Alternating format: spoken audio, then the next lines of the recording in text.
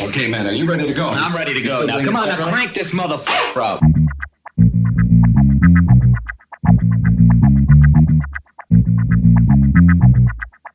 Break it down like this.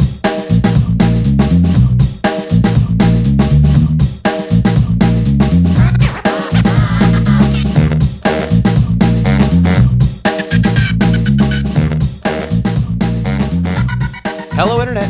Gino, that Guido Greco here again with another episode of Deep Listens. It's time once again to listen to the magic. It's been a 6-month hiatus since we last did a Magic the Gathering set review podcast because I was very mad at the state of Magic. They were doing D&D sets. Stuff was going on that I did not especially like. They basically killed all Wizard support for competitive play. But we are now on the other side of the aftermath. The dust has settled, and sets continue to come out, and they released one that touched me specifically as someone who really the first format, the first plane that I really played a lot of Magic on was Kamigawa. It was the set that I did by far the most limited I've ever played. So darn it, they got me again. And so to review this set, I am joined as always by Kyle Moran. Hello, Kyle. Hey Gino, how you doing? Good. How has Pro Magic been in the new world? As you aptly put, it has been non-existent basically. But honestly, Paper Magic is starting to kind of come back to life a little bit. I just got back from SCG Philly, a lot of fun. Got to see see the old Magic grinders going at it again. So I have high hopes for competitive Magic, but like the Pro Tour and Professional, I think we can call mostly dead at this point, as you put. Yeah, and we are joined by a third guest this time, another Magic the Gathering expert, who, look, from the last stream I've seen of this person, he went undefeated, so he's the greatest Magic player I've ever seen. Matthew Rorie of Giantbomb.com. Hello, Rorie. Hello, I'm here to talk about Magic. And I'll preface this by saying I probably haven't played as much of the set as either of you have. I've gotten a few good rounds in here, but I definitely have. I've seen enough of these cards, so I have some opinions. But we'll see what happens when we start talking about them. For sure. Yeah, so for those who do not know, the way that we usually do this is basically we go through each color, giving the card we think is the best of each color, an underrated card in each color, and an overrated card in each color.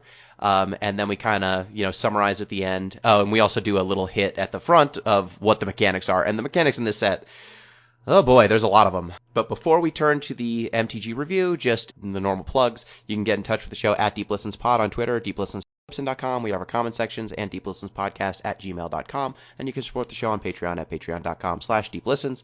Kyle, do you have your plugs? Are you still streaming? Not so much anymore. No plugs here. Just You're here to not talk Magic. People? Yeah. Sadly, since they banned Arkham's Astrolabe, it's been tough going for the Gorger gang. But the server's still going. If you're interested in Dragon, not really my own personal plug.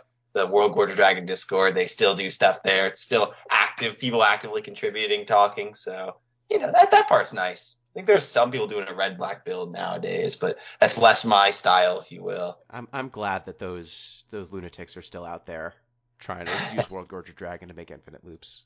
Yeah, someone actually got the finals of a challenge not very long ago with World Gorger Dragon, and it wasn't me. So I was like, wow, really?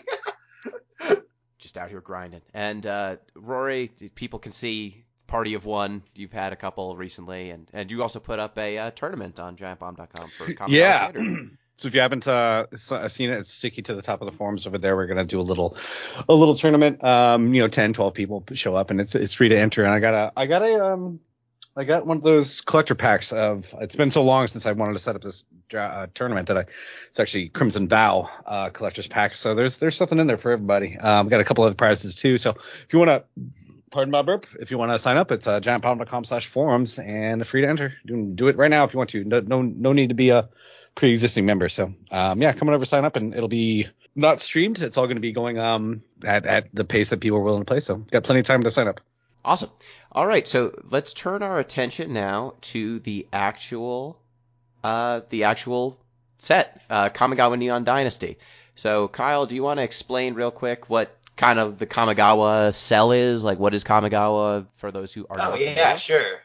Yeah, for sure. So yeah, Kamigawa is actually we're returning to a plane that we originally went to. So Kamigawa, the original plane, was kind of Japanese lore, like spirits, arcane spells, all this kind of like Eastern, like that you was based in like the the Eastern mythology, if you will. A lot of Japan. It's fake Japan. Yes, basically fake Japan is an excellent way of putting it. But now when we're coming back to it, you think like, oh, we're doing the same thing. Not exactly. So this Kamigawa is, I don't know exactly how, it's a few thousand years in the future. So now it's like you still have all that Japanese lore inspiration, but it's also like there's battle mechs, like the set's literally called Neon Dynasty. Everyone says Neon Destiny. That's the wrong way, but it's called Neon Dynasty. So there's a lot of vehicles flying around, mechs, robots with that same cultural twist to it. And we're seeing a few returning mechanics, but it's an artifact set now. The first Kamigawa was not an artifact set. So yeah, it was a legend set, like the first legend set.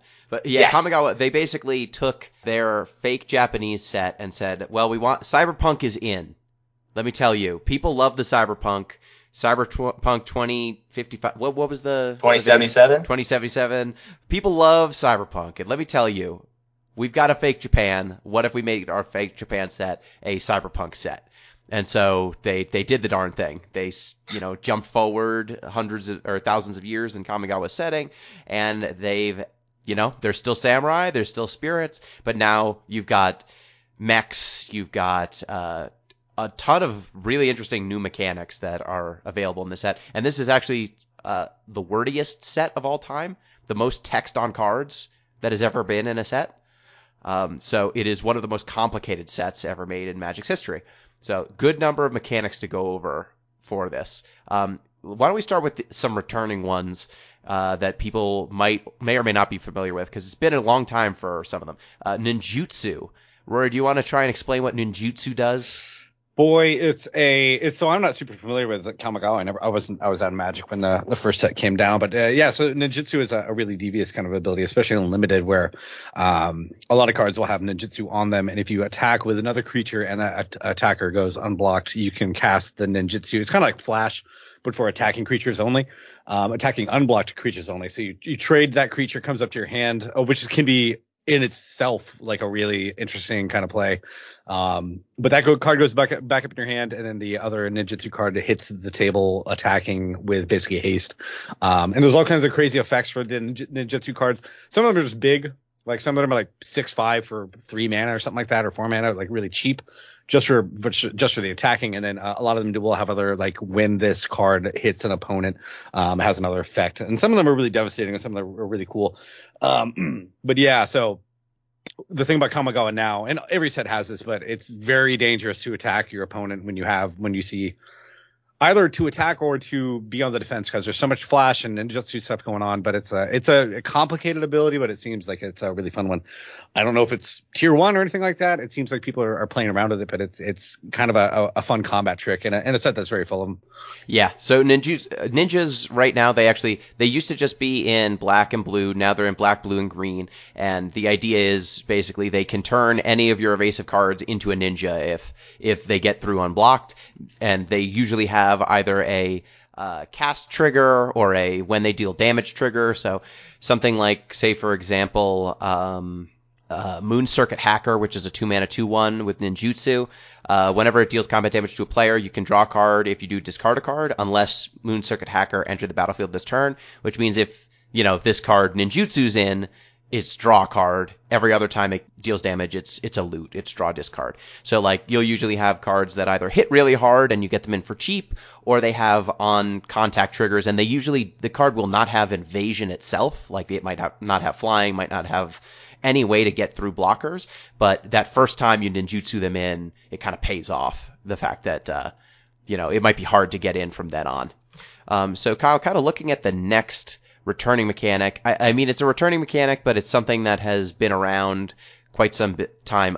Do you want to explain like the artifact enchantment creatures for folks who have not seen those before? I mean, it's pretty straightforward, but it you just mean like the really fact important. That there's yeah. So like there's now creatures that can have multiple card types. So if you remember Theros or Mirrodin, there's some artifact creatures or enchantment creatures, and they will usually synergize. So this set's actually really interesting because not only are there enchantment creatures that are just enchantment creatures that like they are creatures and enchantments. But there's also sagas that flip into enchantment creatures. So there's a lot going on, because this is an artifact set and it's also kind of an enchantment set. So they, in order to kind of facilitate some of that synergy, they've made some of these cards artifact or enchantment creatures. So sometimes there are artifact creatures that are vehicles. Then there's artifact creatures that are equipment. And then there's also artifact creatures that are just artifact creatures, but not vehicles or equipment. Yeah, you need to pay super duper close attention to the card borders on these things. The artifact border is a gray, but it can still be a colored creature. The enchantment border is kind of a weird mystical kind of deal, I guess. It's trying to look like the night sky. And you basically need to pay attention because there are cards that key in on whether you have artifacts, whether you have enchantments, whether you have both. So you really want to be careful because they made sure that every card type that they were supporting had volume. So it's not like you're fighting over scraps for filling out these decks. So just be aware there are more types on these cards than are normal. You've got a lot of enchantment creatures that don't have anything fancy about them except they key your enchantment matters cards. You have a lot of artifact creatures that don't really do that much artifacty except they key in your artifact cards. So and there are a lot of cards too that rely on having. There are a ton of cards. I'm sure we'll talk about some, but there are a ton of cards in the set that will do something extra for you if you do have an artifact. A lot of them are artifact and enchantment. Yep. So it really does behoove you to have a diverse. And it's not that hard because a lot of these are creatures. Like I think every saga that flips becomes an enchantment creature. So it's very difficult not to have an enchantment down. But the synergies of getting an enchantment and an artifact are all over the set. For sure. Yep. So very focused in white black for sure. Like that's their whole deal. Yep. Just white black artifact and enchantment. Yeah. So Kyle, would you mind explaining channel, which is another new mechanic? This is a returning mechanic from original Kamigawa, but people might not be familiar with it. Yeah, for sure. So luckily channel's a little less complicated than all this other stuff we're talking about. So basically, is it any card can have channel where it does a thing. Like the card will do a thing. Like for example, like there's like that Tanuki, like the 6/5 enchantment, which is an enchantment creature. It's 6/5 for 6 with trample, but it also has a channel ability where you can discard the card from your hand and pay the channel cost, which is generally speaking cheaper, but not always, sometimes more expensive, and you'll get a different effect. So for example, for the Tanuki, you can pay 3 mana and discard it to search your library for a basic land card and put it on the battlefield tapped. So it kind of adds a little bit of modality to your card where, okay, I have this 6/5 that doesn't do anything, or this big dumb idiot, but I actually need a ramp, so I'm just going to use it early as a ramp spell instead. So it adds a lot of more not exactly value, but a lot more flexibility to your cards that generally they wouldn't have. So channel, what it does, so important to note, channel is an ability, it is not a spell. So basically what channel gives these cards is a second mode that's kind of an instant or sorcery mode on what is otherwise a creature or a land or an enchantment. So it gives you this additional effect, and some of them are even weirder than that because like one of them is a enchantment that its channel ability makes a 1/1 that taps for mana. So it's like a ramp creature that is also an enchantment when you want the enchantment. The Tanuki is a ramp spell that is also this big dumb beater in the late game. So it's pretty wild to see like artifact, creature, channel. So it is an instant, an artifact, and a creature all at the same time, depending on what you need. So you just need to pay really close attention. Like channel is, I think, exclusively on the legendary lands and in artifact creatures and enchantment creatures.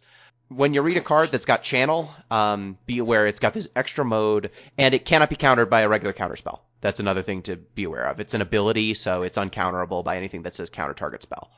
Yeah, I don't know if we know this, but that's also true of ninjutsu. You can't counter ninjutsu once it's unblocked, so it's an ability. So I as a person who's played against legacy ninjas before, you'll learn that lesson fast. You learn it the hard way, for sure. So now turning our attention to some of the new things. So the sagas in this set, sagas are not new necessarily, but the way they work in this set is, because like I believe Rorie said earlier, so sagas in this set always, their final phase is creatures. So the way sagas work is when they're enchantments, when they come into play, they get a lore counter and then an ability triggers for however many lore counters they have on them. So the first, basically think of it like reading a book, chapter 1, chapter 2, chapter 3. Chapter 1 happens as soon as you play the card. Chapter 2 happens the beginning of your next turn. Chapter 3 would happen the turn after that, unless you have some way to add lore counters. Say, for example, Portrait of Michiko. It's 1 and a white for an enchantment saga. Chapter 1 is target creature gets +1/+1 until end of turn for each artifact and or enchantment you control. Chapter 2 is the same. So for 2 turns, you get some pump based on artifacts or enchantments. And then Chapter 3 is exile this saga, then return it to the battlefield, transformed under your control. So these are all double-faced cards. The backside on all of these sagas is a creature. So in this case, on Chapter 3, Michiko's Reign of Truth flips to Portrait of Michiko, which is a 0/0 enchantment creature human noble. With Portrait of Michiko gets +1/+1 for each artifact and or enchantment you control. So yeah, and most of these saga creatures are not like top shelf. You do get it's utility mostly. They're pretty small. They're not going to win you the game for the most part. But especially in limited, I find these common and uncommon enchantments are fantastic because they do flip over to a creature of some sort that will be useful to you after the saga goes away. The third chapter of these sagas are usually like in regular sagas that would be the biggest effect for them, having to wait 3 turns for something huge to happen. And these kind of, you don't get that huge effect from the saga, but you do get a creature out of it, which is super important in limited. I've been finding like these are just super value. Yeah, for sure. So like oftentimes the creature on the backside will be undercosted for however much you paid for the saga, and they also come with these first 2 chapters of goodness for the most part. So they're really powerful, but like you said, Rorie, they're slow. Like they take 3 turns to become the creature that they end up being. Flop over to green real quick, because there's a really good one in green. I know we're not talking about the cards yet, but there is, I think it's 1, 2 on the right over here. Tales of Master Seshiro has been crazy in limited for sure. It's a common and it gives you a huge 5/5. I have 3 of these in a limited deck and it just super value. Like it's a huge creature to get, and then the +1/+1 counters make those creatures modified. This is a great uncommon, because especially in limited you will get to 5 mana most of the time. Not even an uncommon, it's a common. Yeah, it's a common. Yeah, geez. That's one of my favorite sagas so far. It's super. I don't think it's gonna do much in standard or anything like that, but it is a huge limited card for me. No, but yeah, in limited, like all of them are super good. Yeah. They're just slow. You need to be able to survive long enough for them to flip. Like Okiba, Reckoner Raid, that card's absurd and limited. Life of Toshiro Mizawa, absurd and limited. I have been picking these very, very highly in my drafts for sure. So now the brand new mechanic that they've got in this set is equipment creatures. Kyle, you want to explain what the heck of an equipment creature is?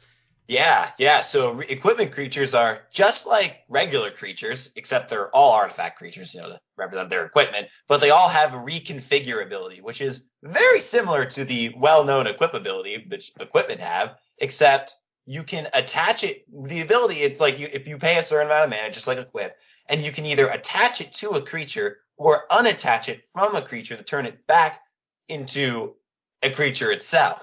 And the ability of when it's equipped to a creature is dependent on what it actually says on it's usually pretty similar to what the card actually does, but for some cards, like for example Cloudsteel Kieran, which is a 3-mana 3/2 flying, and you can reconfigure it for 5, and when it's reconfigured it gives the creature flying and you can't lose the game, your opponents can't win the game for some reason. So there's some deviation, but for the most part, when you have a reconfigure creature, when you reconfigure it onto a different creature, you're more or less giving its abilities and stats to that creature you equip it to.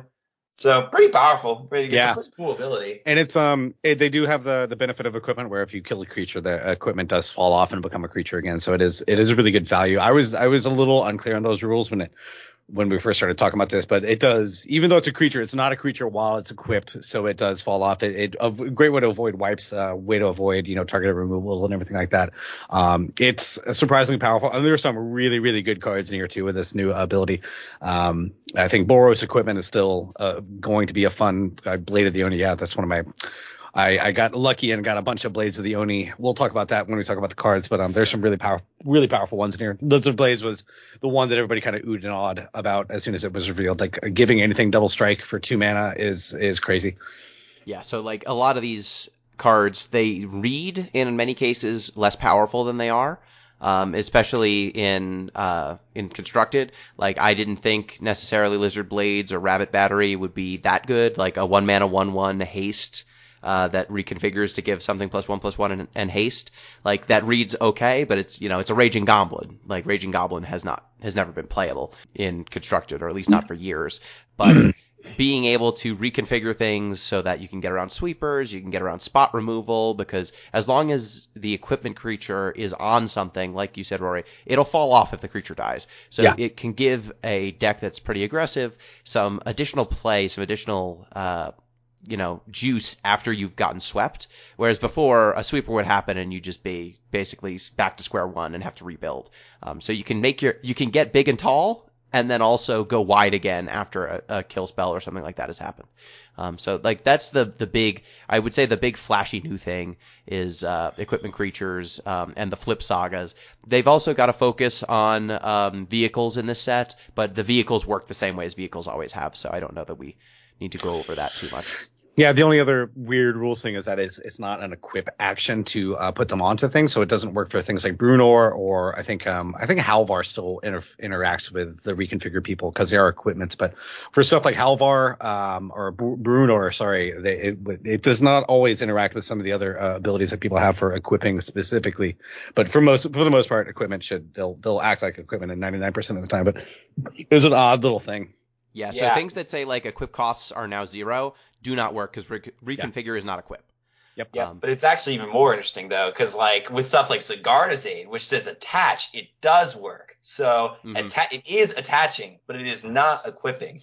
It's kind of a... People wonder why people bounce off of Magic really early on. Like, it is a learning curve. These are, I don't know if they still call these expert sets. It used to be always the core was like the simpler one, and the other 3 were the expert sets. But lately, a lot of these sets have been very, very complicated, which is good if you've been around and playing Magic for a long time. But some of these nuances probably don't need to worry about it for most part. But whenever people say they tried Magic and kind of bounced off, it's like this kind of stuff is what really is tough to wrap your head around sometimes. For sure.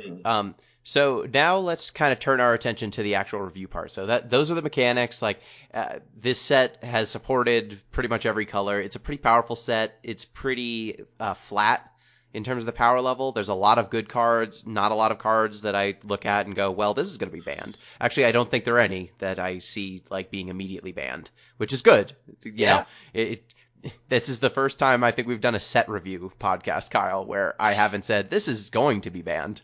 We'll just see when, which is good. I like that.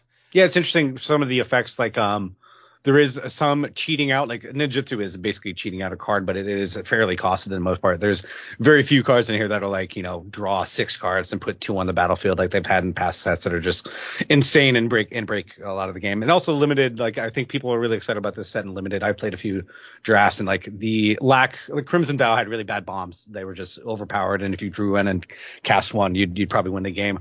There's less of that here. There's also just a ton of removal. A lot of sweepers, a lot of removal, a lot of exile. So it's a really delicate kind of set. I play heavy removal now just to try to exile everything my opponent does, but it is a complicated set. If you're looking to come back to Magic, I mean, Magic's great, play Arena, but this set is pretty the most complicated set they've released in maybe pretty high skill 10 level. years. Like it's a lot. Yeah, for sure. So turning to our review, looking at white, Kyle, what do you think is the best white card in this set? Yeah, it's actually really interesting because I feel like for a lot of these reviews we've done, it's like, oh, white got shafted again. There's no good white cards. But actually, there's so many good white cards here. Yeah, it's my favorite color. But yeah, with all that being said, like a March of Otherworldly Light's got to be the best one. It's like it's X white, additional cost to cast the spell.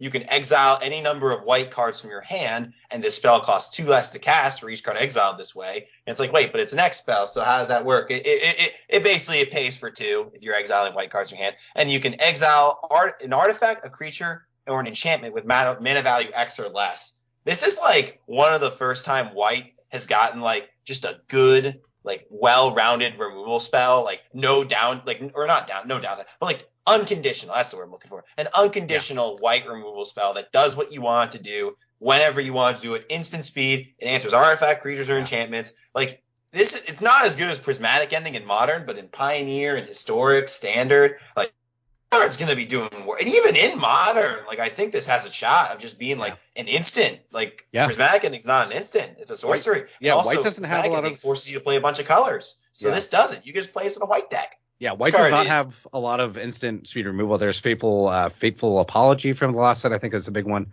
But that gives your opponent a draw card. But this one's just like an instant speed for X is very powerful. Hold up, especially in this set, White is going to leave up a lot of mana because there are a lot of other cards like Wandering Emperor, the Flash-in Protector creature. I forget what it's called. Planeswalker, the super powerful Planeswalker. Kyodai is also Kyodai.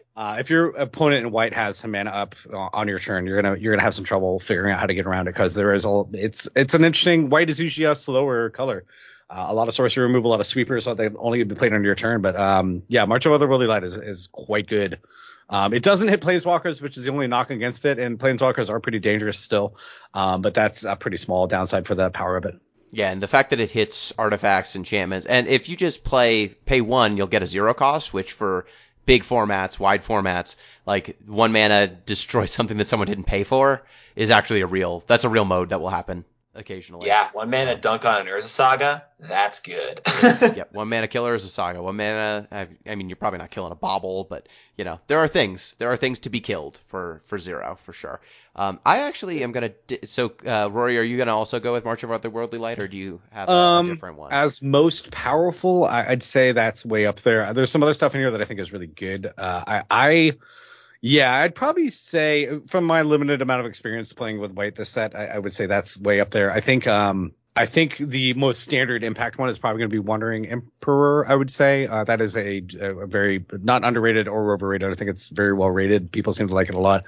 That is a really big combat trick. I'd say Wandering Emperor for me, the way I play, it's a really amazing flash Planeswalker that can, the big one is you flash it in after they attack on their turn. You get to immediately exile one of their big creatures. You gain 2 life. And then you can also next turn start making, well, you probably can't make the 2/2 Samurai next turn, but you can use the +1 without a creature on the field. I've done that too.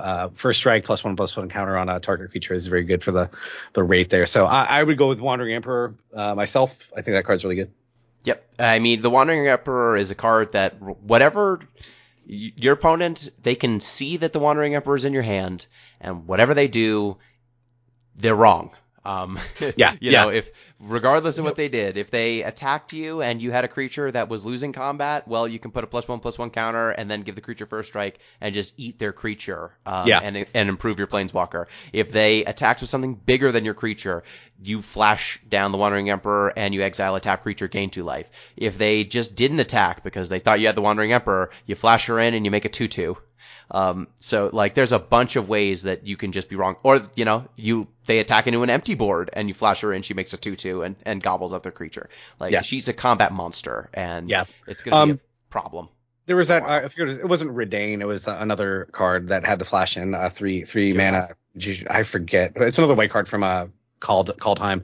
There's some really good flash. White creatures with flash are just super dangerous. There's a ton of them out there now. So, and that this plays well into it. Like if I see 4 mana open in White, my opponent, and I'm not smart enough to figure out what to do half the time because there's so many options they have. For those who are around, you think about that angel, the 3/4 angel? I think so. Yeah, the one you can flash in, or there's also the Sigrid. Sigrid is also 3 mana flash that can do first strike. Yes. Yeah, exile. That's a lot of White 2-for-1s that really are impactful in terms of curve and everything. Thank you, baby. Yeah, just remember if you played the old Innistrad, like your Avacyn patterns. If your opponent has 5 mana up and you're going to swing into it, they have Avacyn. They're going to eat your stuff. Now you've got Kyodai, you've got Wandering Emperor, and it's also because they're both 4 mana, you don't know if it's going to be, okay, Kyodai's going to come in, give something indestructible, and make things really awkward for me, and then attack me as a 3/3 flyer, or is it going to be the Wandering Emperor? They cover for each other, and they each have different strengths, which is interesting. half the time they probably have nothing but lands in their hand, and you're still mentally affected by what they could do. So just horrified. Yeah, so I'm actually going to go with a different one. This is a rare where we get 3 different. I'm going to go with Lion Sash. Mm-hmm. So Lion Sash is a 2 mana equipment cat. artifact creature. It's a 1/1. You can pay 1 white to exile target card from a graveyard. If it was a permanent card, put a +1/+1 counter on Lion Sash, and then reconfigure for 2. And the equipped creature gets +1/+1 for each +1/+1 counter on Lion Sash. So Lion Sash is a heck of an equipment. It's also a heck of a creature. So it basically gives white in many ways Scavenging Ooze, except even more flexible in a lot of cases. Because it always gets the +1/+1 counter if it was a permanent. So, but Ooze was creatures, right? It would get the counter, and then it would gain life if it was an instant or sorcery or a non-creature. No. So it got the life and the counter from a creature, nothing else. Okay, so it just didn't get anything for anything else. So Lion Sash, you get it from lands, you get it from enchantments, artifacts, creatures. The only things you don't get the counters from are instants and sorceries. So it grows way faster, or it's easier to make it grow. It'll actually grow against decks that sometimes don't play creatures, which is cool. And it's a heck of a graveyard hate card to give white. Repeatable exiling from the graveyard is super potent. And in larger formats, the fact that it's an equipment, there's this white card. I don't know if you've heard of it. It's a core. It searches up, as far as I'm concerned, only allowed Batterskull up until now. What is the name of the card? I thought we were joking. You're Stoneforge Mystic. Yeah, that's it. That's Stoneforge Mystic. Yeah, that's it. You can get Lion Sash with it, which is cool. The only drawback to Lion Sash is it's not great in multiples. I mean, you can get 2 out and pump them up equally, but at some point you're going to run out of stuff in graveyard to get rid of if you have like 3 down. That's the only big knock against it, but it's a really good 2 of in pretty much any white deck. It fits for, it's a really, really good card. Yeah, and I expect it. If it's not in main decks, I expect it to be in sideboards a lot. Yeah, there's a lot of white graveyard. I remember when Stoneforge was banned. They said, it limits our design space for equipment, but now there's this great equipment for Stoneforge Mystic. Like now you can get Batterskull, you can get Cauldron, you can get this. Stoneforge is looking at its best right about now. So now going to underrated card. Kyle, what do you think? Yeah, there's a few that but I think I don't like, the only reason I'm not sure on this is I know it's like very good, but it's whether or not people have properly rated it or not is what I'm not sure. But Light Pause is what I'm gonna do for Emperor's Voice. So I'm not sure if we've gotten to the point we properly rated this card, but if we haven't, this is it. This is it. I've seen some nasty stuff with that card. It's really good. Yeah. So it's a 2-mana 2/2 and it's legendary Fox. Whenever an aura enters the battlefield under your control, if you casted it, you may search your library for an aura card with mana value less or equal to that aura with a different name and put it onto the battlefield attached to Light Pause. And if you do this, you have to shuffle your library. So this card, there's, at least in Pioneer, there was already, the white-black auras deck was kind of already tier 2, pretty good. But with Light Pause, that deck is insane now. Because every single 1-mana aura you get just gets an ethereal armor. You could be dead turn 3. It's not that unreasonable. And the crazy thing about it is the less than or equal. A lot of these cards that do this kind of searching thing will only be less than. You'll have to find something a little bit weaker. But I've seen decks that use runes for this too. You cast a rune, you get any other rune in your deck, and you get 2 card draws from those runes. I think you get the card draw from the second one. I'm not sure. It might not be a cast. But yeah, you can stack up Light Pause to be pretty big, pretty quick in the early game too. It's the weakness of it. Again, you're laying a lot of stuff onto one creature is just a recipe for a disaster if they have some kind of targeted removal, which is all over the place right now. But definitely, I think, I play Magecraft decks as kind of my quick win shit. Because I'm sorry if I'm not allowed to curse, but no, go for it. Magecraft is kind of my favorite kind of. It's not aggro so much, but it really does get to a turn 4 win a lot of the time if you can put crap down on the field. But Light Pause I can definitely see being the new kind of I'm gonna play 3 turns, and if I don't think I'm gonna win, just quit. But then you can also get weird turn 4 swings for 10, 15 damage or something like that. It's definitely one of the ones I would rate as underrated as well. Yeah, and the nice things too with Light Pause is you get, of course, any strategy where you're trying to throw a bunch of R's onto a creature you're very at risk just getting blown out by spot removal. But at least with Light Paws, you don't have to cast the aura on Light Paws to trigger it. Like if you put it on a different creature, Light Paws will trigger and put it on itself. So you can kind of diversify a little bit there. Yeah, and also for this kind of stuff, you also want to have. There's another I forget what that green spell is here, but there is another green spell that for like 1 mana that does hexproof here as well. In addition to the one that I forget the name of it, but there's what's the one that has hexproof on a green spell? Daimyo Safekeeping. Yeah. So there are now 2 of these cards for 1 green mana that can put hexproof on a creature for the rest of the turn, and that is probably something you do need to have in like a defensive thing. But and also the thing about Light Paws that it doesn't if you're not casting the second one, you can put in 5 different colors of auras in your deck and not have to worry about it. Assuming you can get Light Paws down, you don't have to cast those cards, so you don't have to have the mana base to support those other auras. Which is another thing that is kind of crazy because you do get 5 colors of auras available to you if you can get Light Paws down and sticker. Yep. Yeah, for sure. So for me, I think Light Paws is really good. I'm kind of torn between 2 cards, Michiko's Reign of Truth and Brilliant Restoration. Let's go for the flashy one. I was actually going to go for Brilliant too as well. It's a really, really good card. I think I haven't built anything with it yet, but when I saw it pop, this is the kind of dumb stuff I could get behind for sure. Yeah, so it's 3 white. So there's a cycle of restorations, which are 4 of one color, and then the colorless portion of the cost varies from card to card. But Brilliant Restoration returns all artifact and enchantment cards from your graveyard to the battlefield.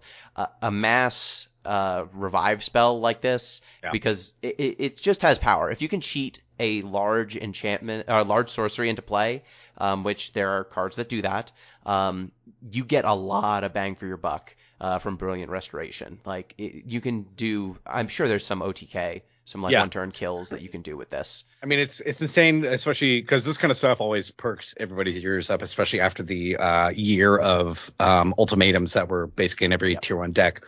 This is as close a thing as I've seen to an ultimatum. It's harder to cast.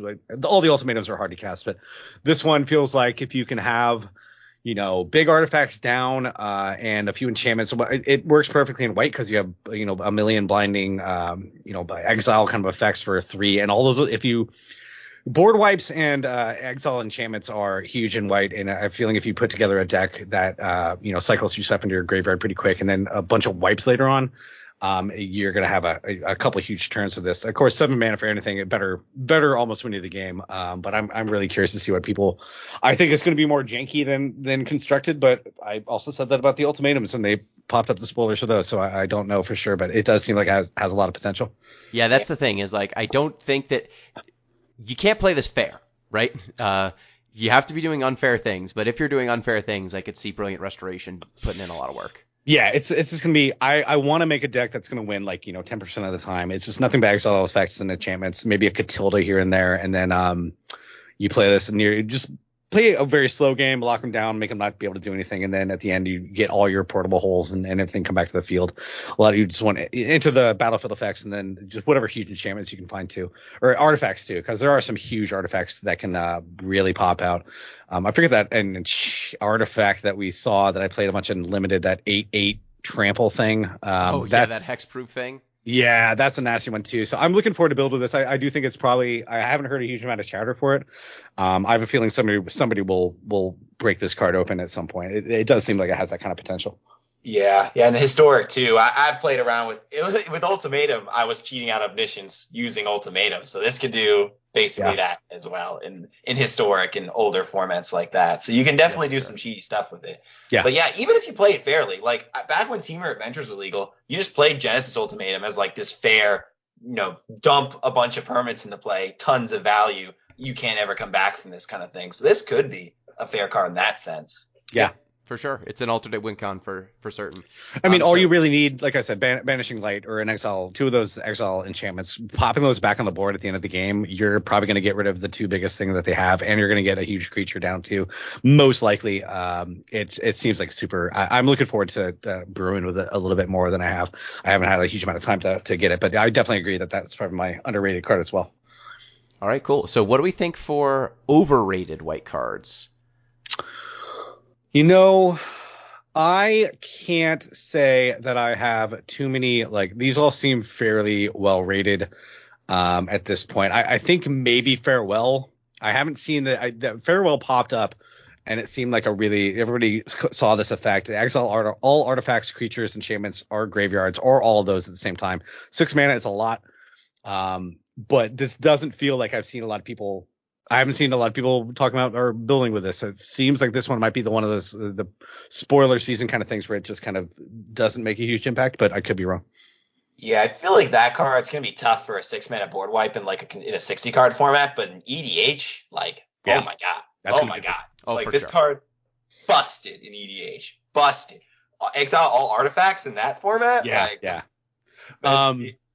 It's also weird because one of the things about Farewell, it doesn't play, like, not that this synergy matters at all, but white typically does a lot of exiling. And going back to talking about, Brilliant Restoration, exiling stuff will affect you as well. And those will not come back from your graveyard because they're not there. So you got to be careful if you are going to play a Brilliant Restoration that you don't have too many weird exile board wipe kind of stuff. But it's curious. I'm really curious to see where Farewell will play in. I mean, I thought Blood on the Snow was not going to be a huge game changer when that came out because it was so expensive, but that card gets played constantly obviously now, so I could be way wrong on it, but it just feels like people aren't really talking about it in the same way that Blood on the Snow became kind of almost a format defining kind of card in a lot of decks. So I'll be curious. I haven't seen a huge amount of it played yet. Yeah, for sure. I mean, Farewell, like, the difference between Blood on the Snow being a reanimation spell and a sweeper, whereas Farewell is just a sweeper. It's a very, very flexible sweeper, but, it'll only give you the card. It won't put you ahead on board, right? The way that Blood on the Snow does. I'm curious about making like a white Planeswalker deck with Farewell as like the top end, and they're just like, because it doesn't hit Planeswalkers, so you keep yours obviously. I like, I don't play white aggro very much. I know that's been the huge thing lately. I play mostly prison kind of decks in white. I love exiling stuff and trying to get board value for that kind of stuff. And then one of my favorite cards lately has been Catilda, who is like this amazing flying creature that gets pumped up for every enchantment you have down and comes back after it's destroyed too on something else. So I still need to fiddle around with it a little bit, but I do think that Farewell might fit into some plans of mine. But I gotta prep for a little bit more. Sure. Kyle, what do you think is an overrated white card? Yeah, I actually do have one for this, because when this card was first spoiled, I'm like, oh my god, this card's insane, and it's seen zero play. So I was kind of wrong on that. So now it's going to my overrated because I overrated it. So for me, the Restoration of Iganjo is the overrated card. So Saga, 3 mana, first chapter, you get a basic plains, reveal, put it into your hand. Second chapter, you may discard a card, and when you do, return target permanent card with mana value 2 or less from your graveyard to the battlefield tapped.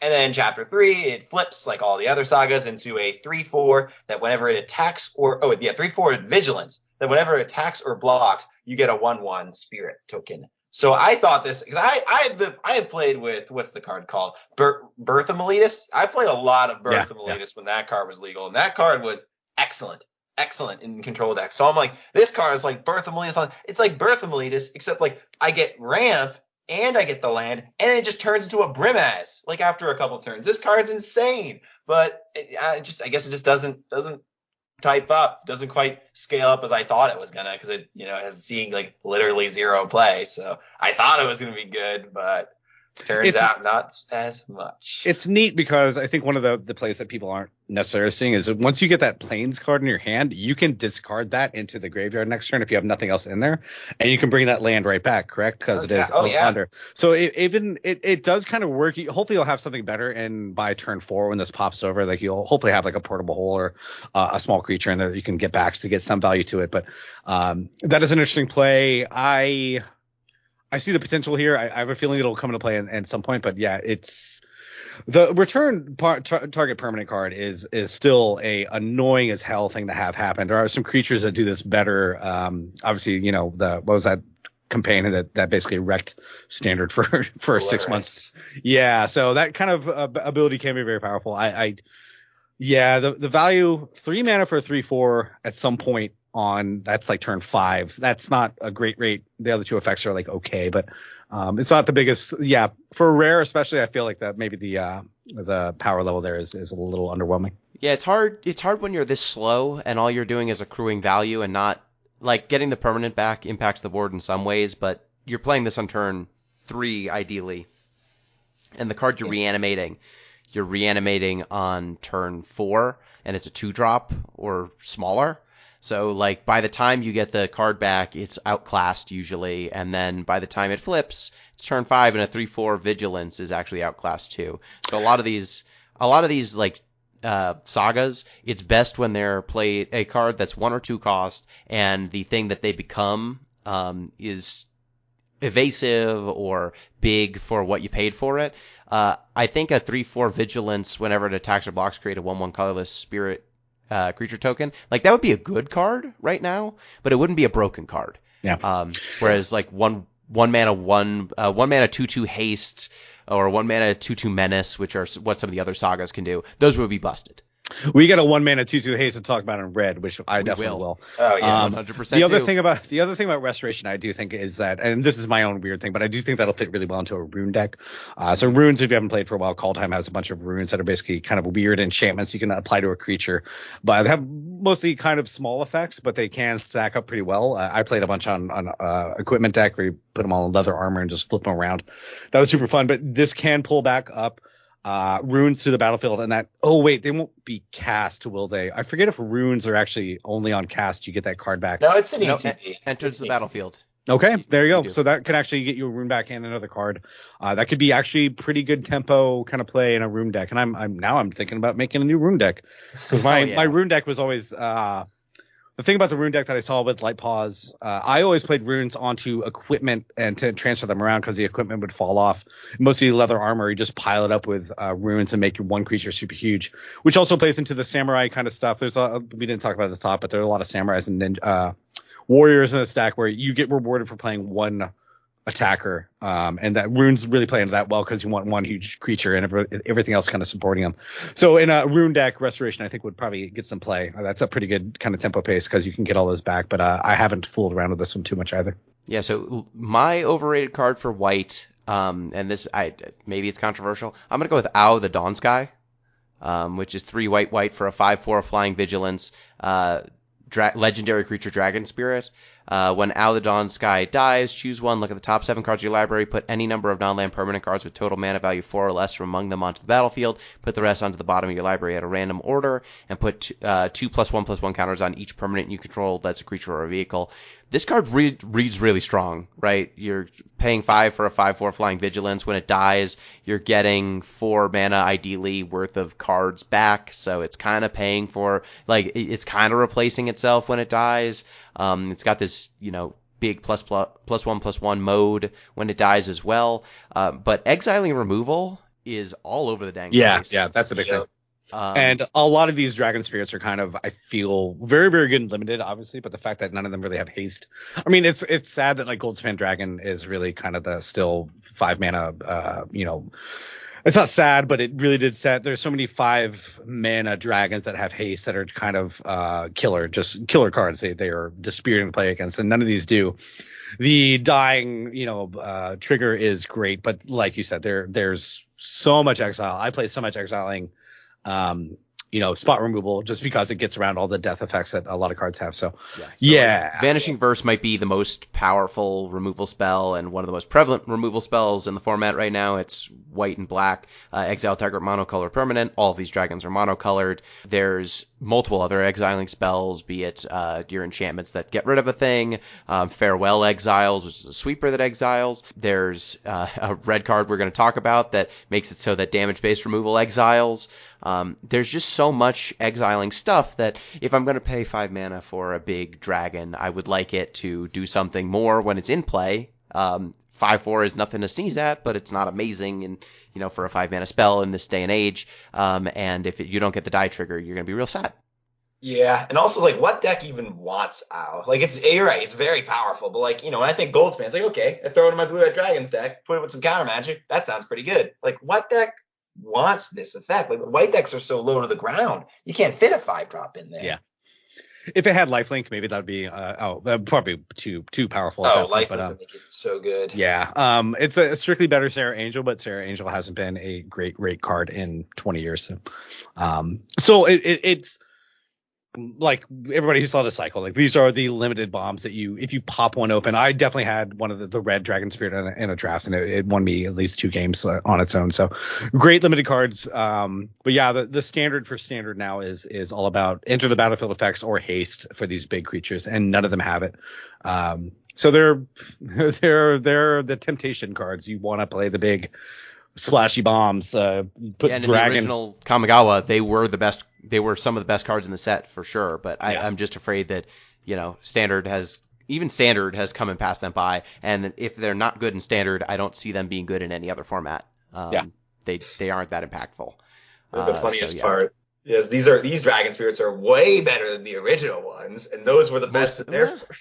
I don't know, because like the Yosei, the white one from the old format, tapped down like I think 4 permanents and then made your opponents skip their untap step. And Kaiga, when it died, stole a creature from your opponents, a creature or artifact, I think, or land. It had a weird expansive thing. So like it was a control magic. One of them was a time walk. So those were pretty powerful. Like the black one was drain 5. That one's no good anymore. The red one was a sweeper. That's still pretty solid. And the green one was 5+1/+1 counters. He was bad even at the time. Jugon was always bad. All right, so moving on to blue. All right, so Kyle, what is your favorite blue card? What do you think is the best blue card in this set? Yeah, there's a couple pretty good ones, but I'm just gonna go with the new one because I like, because new card's good. But this card is so Tezzeret's very good, like very, very, very good. So for people, Tezzeret Predator Flesh, it is 2 colorless, double blue, and it's a 4 loyalty planeswalker. And it has the passive where the first activated ability of an artifact you activate costs 2 less to activate each turn. And then you can +1 to draw 2 cards and then discard 2 cards unless you discard an artifact card. You can -2 to give target to turn an artifact target artifact becomes an artifact creature. And if it isn't a vehicle, it's a 4/4. So like if it is a vehicle, you're basically turning on the vehicle forever. And then -6 is when you get an emblem with whenever an artifact you control becomes tapped, draw a card. So obviously it is an artifact-based planeswalker, but the fact that it can dig so deep and like also give you card advantage on a 4-mana walker and also create a board through its -2 by making 4/4s or bigger depending on what you're doing. Like this, we've already seen this card doing work. Like there was a Pioneer Challenge last week where there was an Esper Tezzeret deck that was basically the deck was built around discarding Parhelion and then bringing it back with a different card in this set and bopping your opponent very quickly with Parhelion. Like this card, it generates card advantage. It turns your artifacts. It slices, it dices. Like it is quite efficient at what it does. And also there's a lot of artifacts that have like the Reckoner Bank Buster where you can pay 2 and tap it to draw a card. Yeah, that's a big one. Makes it 0 mana.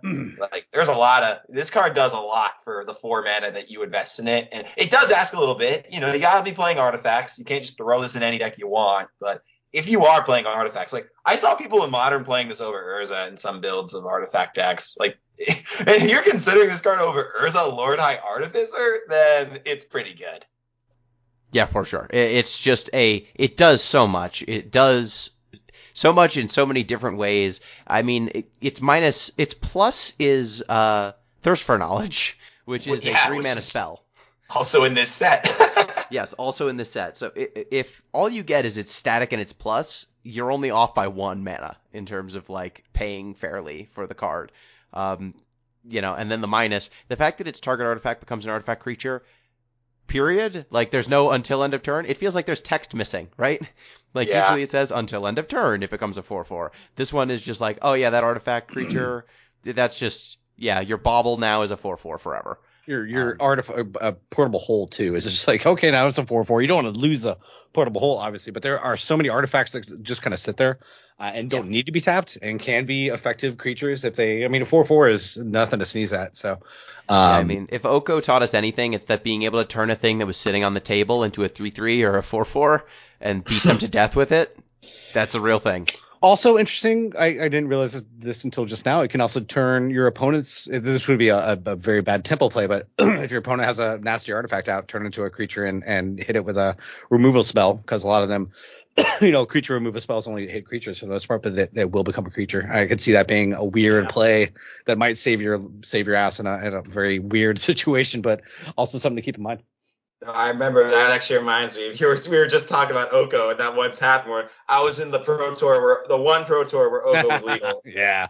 And people were like, and I was looking at my hand, and I'm like, in a Noxious Grasp in hand. I'm like, and I was up against like Red Black Cat, and I'm like, damn, this Noxious Grasp does nothing. And then I looked over, and my opponent had a cat up, and I had an Oko, and I'm like, wait a minute. Yeah. Plus Oko targeting your oven, Noxious Grasp hits.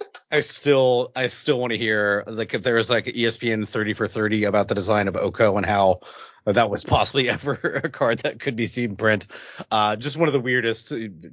Don't need to rehash the Oko wars, but Oko is such a fucking weird card. So, Rory, what do you think is the best blue card?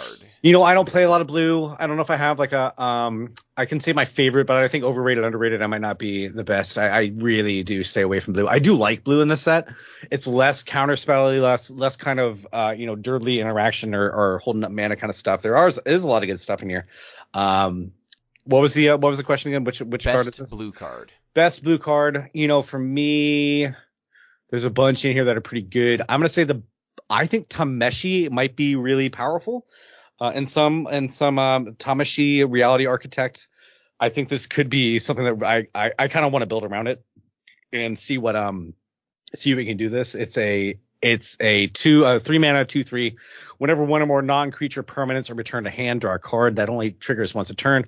But you do also have this white ability. You do need white mana for this, but you return a land you control to its hand.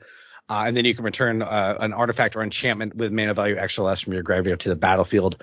Any kind of recursive reanimation stuff like this, it is a bad tempo play because you have to return a land you control. But in something like a landfall deck, that might not always be the worst thing in the world. And there are land enchantments that are sometimes you want to get rid of too. But it's not a great tempo play, but it is a card that I could really see being sneaky underrated, to use a certain term. Tameshi,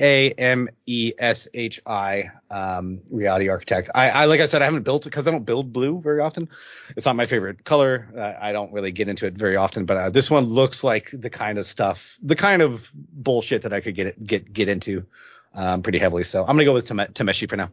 Yeah, the cool thing for me for Tameshi is all of the Moonfolk from original Kamigawa had abilities that you'd pay a mana cost and bounce a land to get this cool ability, but this is the only Moonfolk that does that in this new Kamigawa. It's just one rare.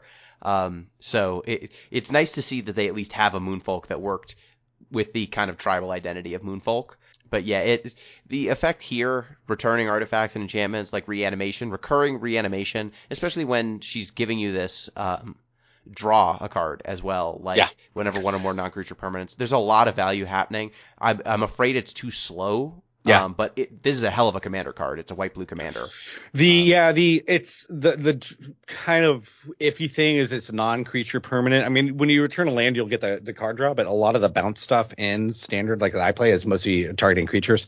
There's not a lot of instant speed. I don't know. I could be way wrong because I don't play a lot of blue, but there's most of the bounce spells do mostly affect creatures, and so that first clause you might not be getting that card draw super often, but I think her own ability triggers it. So that's the big thing for sure. But like I'm saying, most bounce spells that you're going to cast are not going to have. They're mostly going to be targeting creatures, which is still fine value, but you won't get that card draw on them. But I kind of want to build around this for sure. It's something I haven't gotten around to yet, but this is kind of the one thing that kind of popped out. Kind of the same way like Light Paws kind of popped out at me too. I do feel like there's a lot of feels like the core of a deck somewhere. And I'm trying out. It's definitely worth saying that Tameshi, it says whenever one or more non-creature permanents are returned to hand, draw a card. This only triggers once each turn, so it can trigger on your turn and your opponent's. So if you're bouncing on your opponent's turn, you can draw 2 cards a turn cycle, which is that's really powerful. Yeah, blue is always good at card draw. I need to look into other return to hand stuff and see what else, because if there's anything like a return artifact to hand, this would be a really good thing to build around, because this is the kind of card you put down, and if your opponent, this is the kind of thing I would see on the field and not feel immediately threatened by, but it can snowball very, very quickly. No, this is actually going to be my underrated card, because I think this card is very good with specifically Urza Saga, because you can just keep buying back your Urza Sagas and keep drawing cards. And I don't know if this is specifically the deck you want to build, but that's why I pinned it as my underrated, because the fact that you can just kind of with Mishra's Bauble being a 0 mana artifact, you can just bring back for value very easily with this card.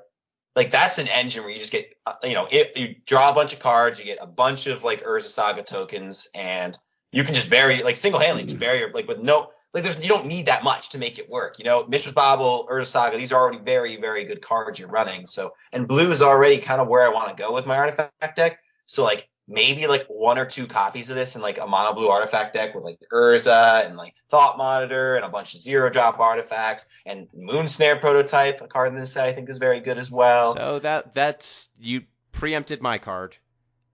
So Moon Snare prototype, that's going to be my blue card. It's a common, but I think that's let me just read it, and I think it'll become clear why I think this card's so strong. It's 1 blue for an artifact with tap an untapped artifact or creature you control, add colorless mana to your mana pool, and then it has channel, 4 and a blue, discard Moon Snare prototype. The owner of target non-land permanent puts it on the top or bottom of their library.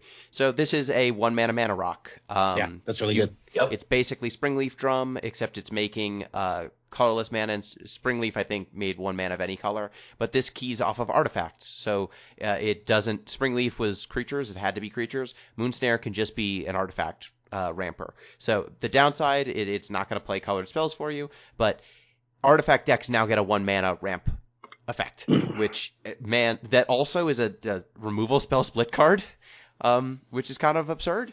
Putting a card on the top or bottom of your opponent's library is basically card neutral. It's a removal spell at that point. You're stealing one of their draws or you're getting rid of their creature permanently. So it's very potent. It is a subtle card. It doesn't go in every single deck, but cards with this text on it have never gone unplayed, I would say.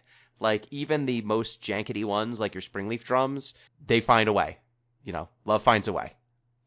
Yeah, and it's great, Yeah, it's especially the first because time they've done this with a colored rock. Usually these rocks are colorless because they've started. I feel like colored artifacts is kind of a newer thing, like not super new, but relatively speaking, artifacts for a while were just colorless, so they had to keep the power level down. So now that they're actually adding colors, they can kind of push it a little bit harder, like with Moonsnare prototype right here. Hey Kyle, it pitches to Force of Will. It does pitch to Force of Will and Force of Negation. Powerful Yes. stuff. And the crazy thing about this is that even like for a 1 mana drop and then turn 2, there are a lot of artifact creatures in this deck. All the artifact equipment kind of stuff. Like you put turn 2, well, you can turn 2 maybe a Blade of the Oni and tap that right away since it can't attack. You can tap it. It's not affected by summoning sickness through this effect, so you can still get some extra mana for sure. And I could definitely see this getting a 5 mana card out in turn 3 is going to be, very doable with this card, especially multiples. I guess it doesn't really work in multiples, I guess, because it has to be tapped and you can only tap one thing per Moonsnare, but still a very, very, very, very good, ramp card especially for blue. The fact that it can be both ramp and removal in a deck, like in the early turns, it's your ramp spell. In the late turns, it's getting a attacker or a blocker. And it's non-land permanent, so it's really flexible too. You can, if you need to take out an enchantment, you can. Blue doesn't usually have good access to that sort of thing, especially on a card that does something other than get rid of the card. Yeah, I mean, it's also, it's a bounce that is it's a bounce that is uncounterable too. So the biggest thing that they have, I mean, if they have a coma down or something like that, or anything that's hexproof, it would be affected by hexproof. It wouldn't affect those. Yeah, it would be. But counter spells won't get it. Pact Negation does not work on Moonsnare prototype. It's expensive, but unless you're doing Mirror Shell crab shenanigans, but that's a whole different story. Those sickos can do their thing. I love hexproof on creatures, man. But yeah, that's a good card. What do we think is an underrated blue card, Kyle? Yeah, so again, this was much like my underrated white card. This is definitely, I'm not sure if people have caught on to how good this is yet, so maybe they have already, and I'm wrong, but it's definitely very strong. And so the card I'm going with is Disruption Protocol. So it is blue. In addition to cast this spell, you may tap an untap. Very similar idea to the power, like why Moonsnare is so good. You may tap an untapped artifact you control or pay 1, and it's a count target spell. So if you have like a portable hole or like some random like piece of garbage artifact lying around on turn 1, then this is just counterspell for non-modern formats. Like in Pioneer, you can, like, portable hole was already fringe playable in Pioneer, but now blue white's like, wow, we get to play like March of Otherworldly Light. We get to run Portable Hole in this. Like, and the downside, like, the worst case scenario, this is a cancel. Like, cancel has been shown to be good enough in many, many, many different standards. Like, or as long as I can remember, like, a cancel with upside has been barely good enough at worst, and a mainstay player. But when the upside is 2-mana counterspell, that's a hell of an upside. Like, it's a big upside. What was the dragon counterspell that was Force Spike if you didn't have a dragon and counterspell if you had a dragon? Silumgar's Scorn? That's what got me hooked on Control. I played the hell out of Silumgar's Scorn, and when Silumgar's Scorn was bad, it didn't counter things. This one, when it's bad, is just cancel, which is like not a great card, but it counters things. It does. No, I think this card's going to be, like, you also don't have to, like, with the card like Tezzeret or Moonsnare Prototype, like, they might be more powerful cards for sure, but, like, you got to work for them. This card, you don't have to work as hard. You definitely have to do a little bit. You can't do nothing, but you don't have to, like, make a full-on, like, artifacts deck to make this card work. You just have to put, like, a couple portable holes, maybe glass caskets, stuff like that, and this card will be very good. The only thing worth noting is that blue is, like, historically the worst color to have artifacts. It doesn't have a huge amount of colored artifacts or anything like that, but any other color that you splash in your deck for this is going to be, I don't like counter spells. I don't play them myself, but this is sneakily very powerful. For sure. Rorie, I guess you said you abstain on the blue underrated, or do you have... I say this is my personal, this is not a ranked, this is not a tournament ready card by any means, but I really like Invoke the Winds. It's a 1 colorless 4 blue mana for gain control of target artifact or creature, untap it. I say this because I run a steel deck. I do, let me pop up this steel deck real quick.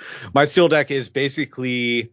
It is Mind Flayer, Trickster God Heist to switch creatures, Grafted Identity, and then a bunch of cheap ass creatures to do for Grafted Identity or Trickster God's Heist. Like you steal your opponent's best creatures. And this is a obvious addition to that. It is rare. It is expensive for the cost. But like we saw with Agent of Treachery, this is one of the things where you cast it, you get that creature. You get it permanently. There's no way to get rid of it. You can get rid of the creature. But for things like Mind Flayer and Trickster God's Heist, Grafted Identity, all these things were... Well, Trickster God Heist was pretty permanent, but Grafted Identity and Mind Flayer could both be removed from the battlefield and they get the creature back. This is, this is your creature now. Or the artifact, too. 5 mana steal a creature, like, that is cheap for this effect. Yeah. They've usually made that more expensive. Yeah, it's also Untap's big.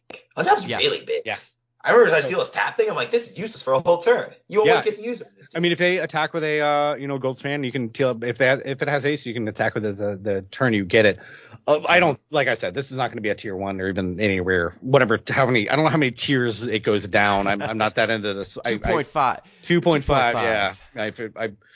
I subscribe to the Spikes subreddit, and man, that Discord too is kind of saucy sometimes. But this is not a competitive kind of card by any means, but I do like it a lot. It might be. I mean, I wouldn't discount it. Like we've had steal a creature be a competitive effect, and having it on a sorcery, like there are decent ways to cheat instants and sorceries into play from Strixhaven. So I think it could be fringe playable. Like if you're playing against an opponent, like if you're in a control mirror.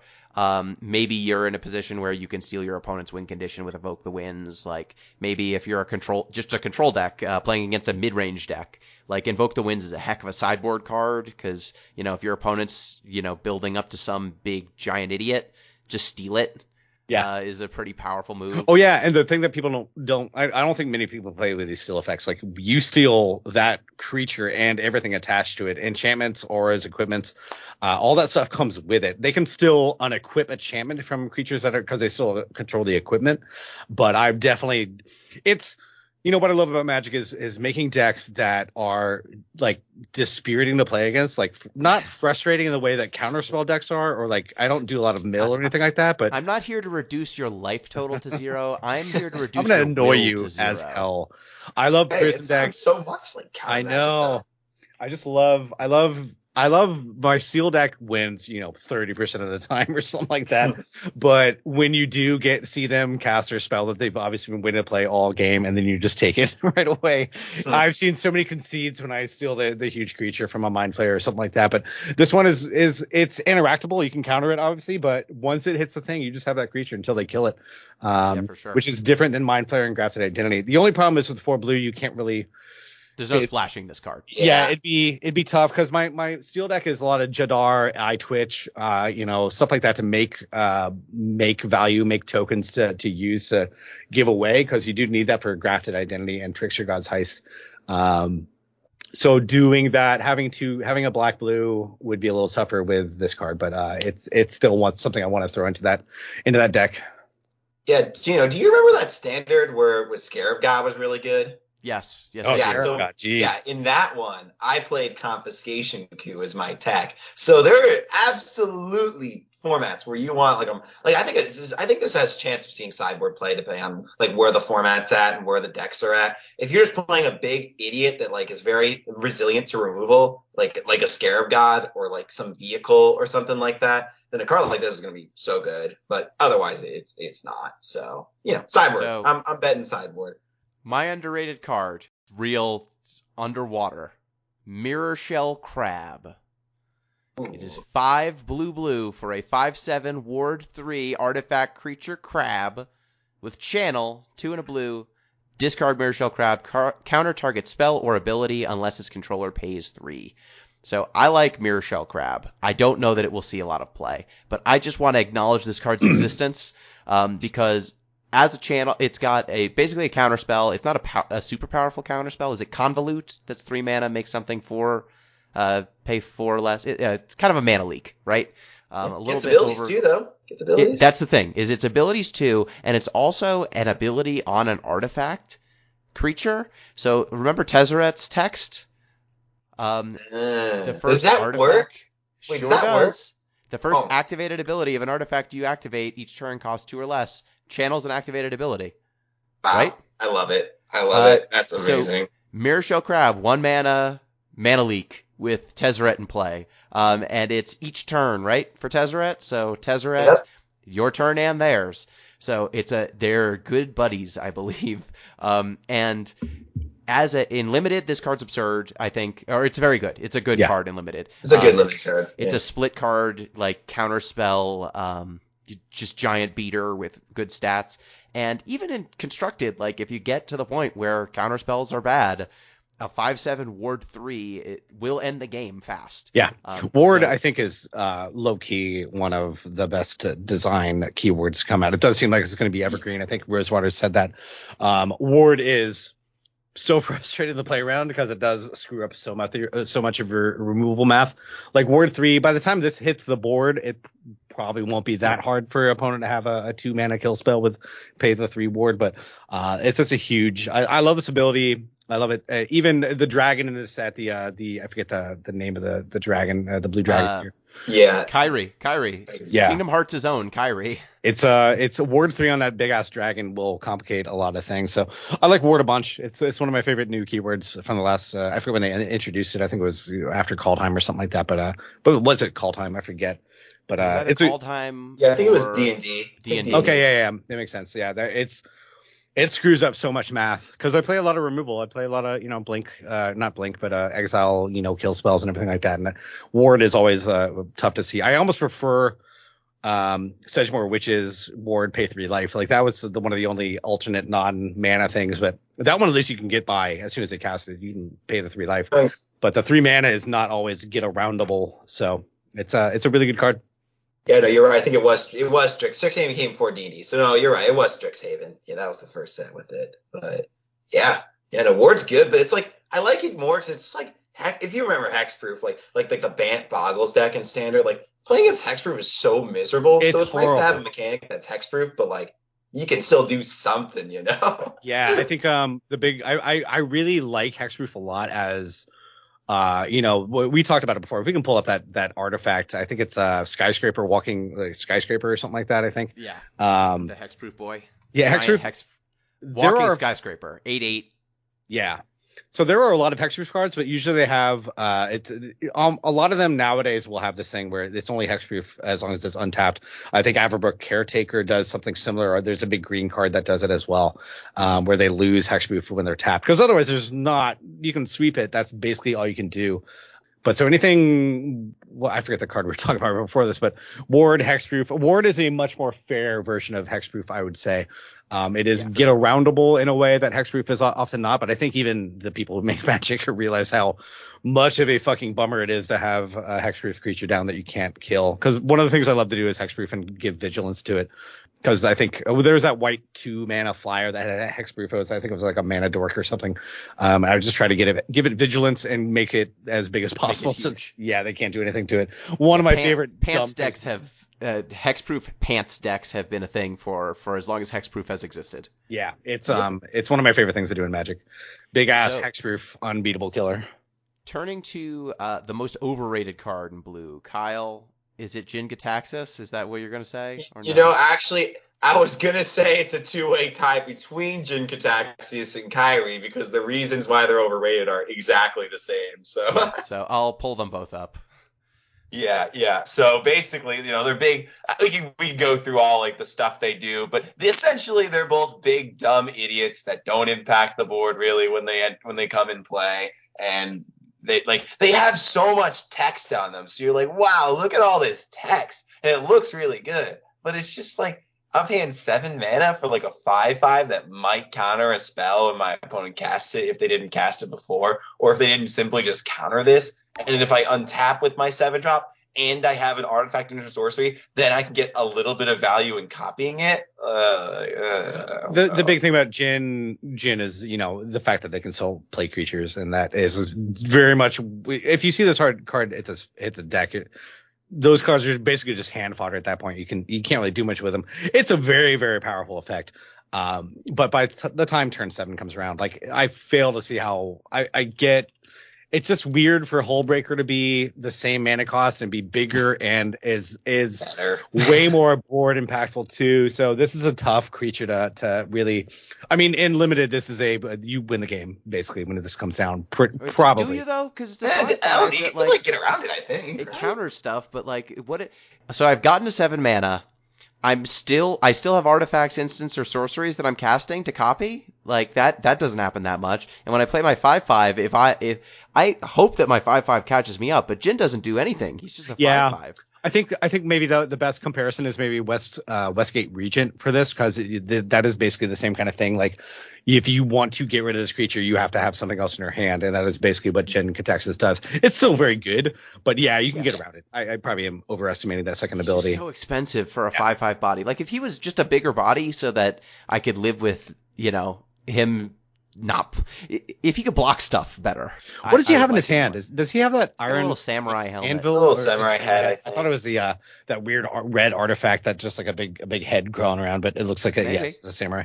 Yeah, I never followed the story for Magic, so I never know who is actually depicted on the cards for the most part. Yeah, so I don't think we actually read Jin. So he's 5 blue for a 5/5 legendary creature, Phyrexian Praetor. Whenever you cast an artifact, instant, or sorcery spell, copy that spell. You may choose new targets for the copy. This ability triggers only once each turn. And then whenever an opponent casts an artifact, instant, or sorcery spell, counter that spell. This ability triggers only once each turn. So like these are both payoffs that like honestly for 7 mana I wouldn't mind if it went even harder than it does. And just then Kyrie, do it. Kyrie, much like in Kingdom Hearts where she is chronically underutilized, the Dragon Kyrie is also kind of a bummer. 4 blue for a 6/6 flying ward 3.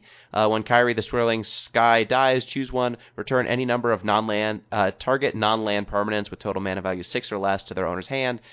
Mill 6 cards, then return up to 2 instant and or sorcery cards from your graveyard to their hand. Like somehow this is I think the most expensive of the Dragon Spirits and has the worst die triggers. The ward you have to make up for the ward. The ward is a big part of this too. Now I'm just go on. 6 mana 6/6 flyer with ward. Like I don't know, it's not that hard. Once you're at 6 mana, ward doesn't protect it that much. Like ward on a cheap thing so that it's hard to kill early is one thing, but on a 6 mana spell that you're probably going to kill with a 2 or a 3 mana spell. it doesn't actually protect it super well. Yeah, no. It's I keep on seeing these huge blue creatures, and all I can think about is a card we'll talk about more. Satoru. I need to build around this card as well, but these huge blue creatures can be cheated in sometimes. But yeah, the mana cost for them is too much for too little effect. Yeah. And exiling removal also.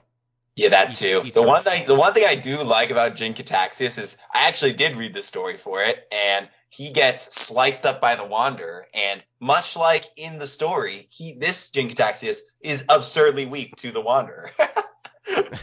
Awesome.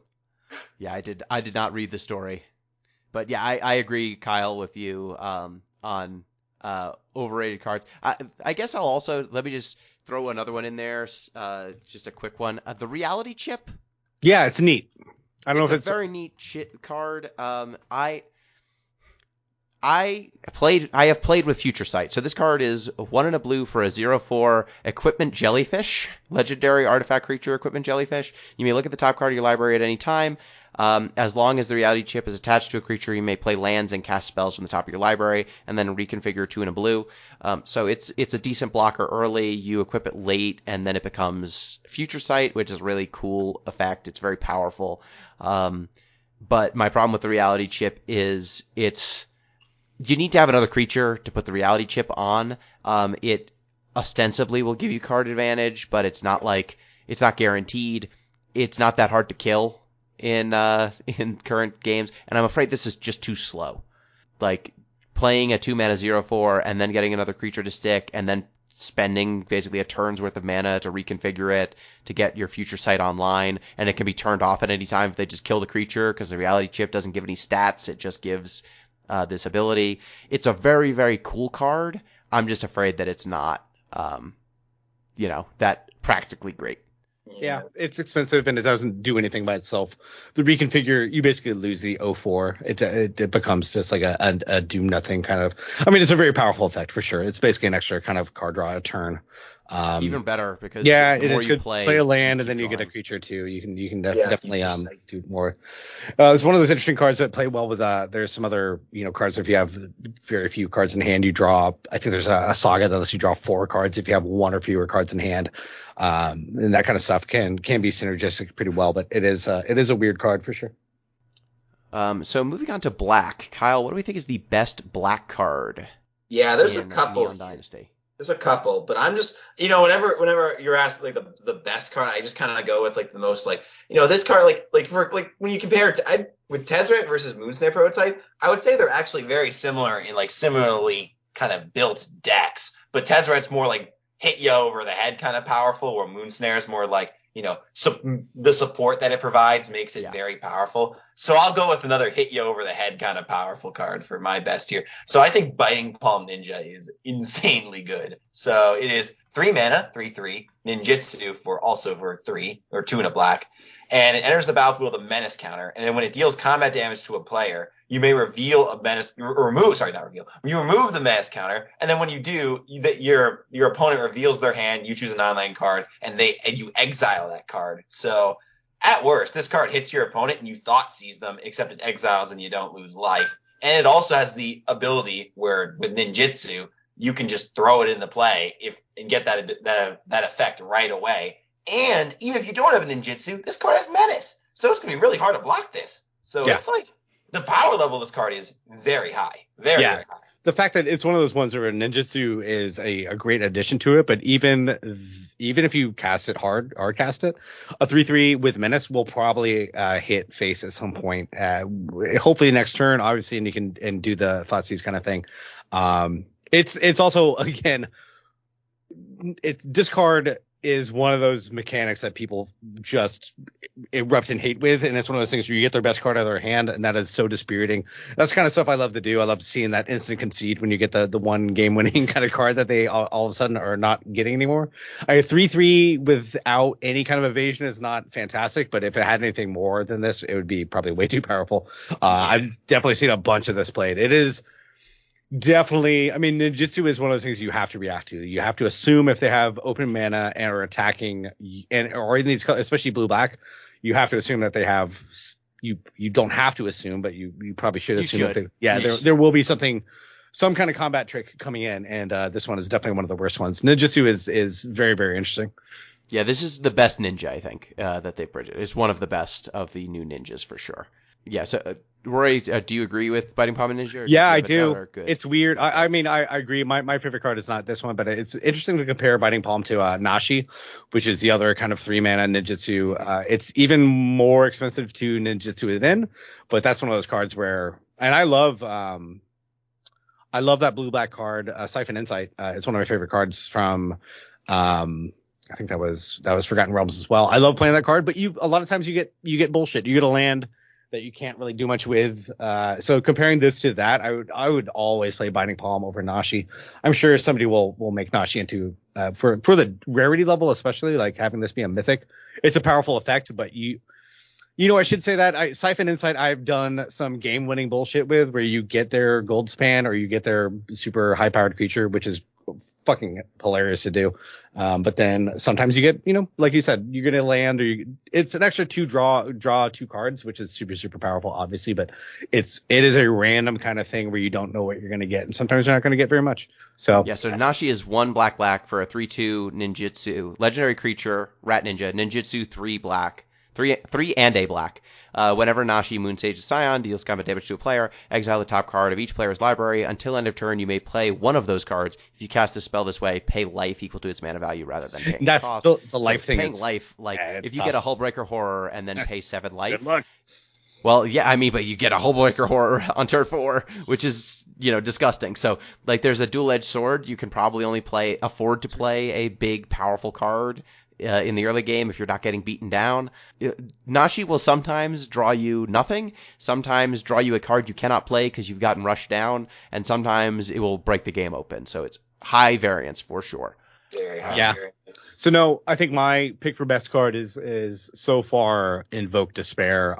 This is the kind of card that I like I say, I love to be frustrating without being too much of a dick about it, but Invoke Despair is it is. I've had Invoke Despair played on me after they got rid of like my 1 creature on the board. So this is basically I lose 6 life and they draw 3 cards. So this is not the fact that they get to choose the targets for this. So target opponent sacrifices a creature. If they can't, they lose 2 life in your draw card. Repeat this process for an enchantment and a planeswalker. The fact that they choose these targets is they don't choose the creature. They choose you, and then you pick what you sacrifice, right? Yeah. No, they pick the creature that gets sacrificed. Yes. Yeah. So they get to pick which one goes away. But on small boards, and usually in black, you'll probably have some kill spells and everything. You can take away the smaller creature if you want to. But seeing this, and I've seen some really, really, really bullshit decks. Apparently Galvanic Iteration, I think, is the other card. Sure does work with this. It's that mana base is very, very difficult to get it all worked out. But if you can copy the spell, it's basically you're gonna swing the board in such a way that it's gonna be insanely difficult for them to come back to. I think this card would be powerful without the draw card clause, but the fact that it does replace itself pretty much automatically, and it'll probably get you an extra card in there. This reminds me of, is it Barrage of Hailfire? What was that card? Torment of Hailfire. Torment of Hailfire. That was like black X, and then your opponent needs to sack a creature or an enchantment or take 3.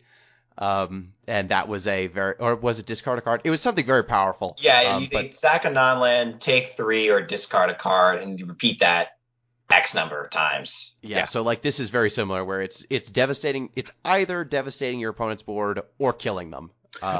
Yeah, if you're mono black, I don't see any reason to not have at least 2 of these in your deck. It's that much of it is very powerful. Yeah, and most decks will only have 1 planeswalker on the field at a time, so you're gonna get the best one there. And enchantments, you'll get rid of something. It's difficult to cast for a reason. It's definitely, there's a bunch of invoke stuff that are all very flashy. I think Invoke Despair is my favorite of the cycle for sure.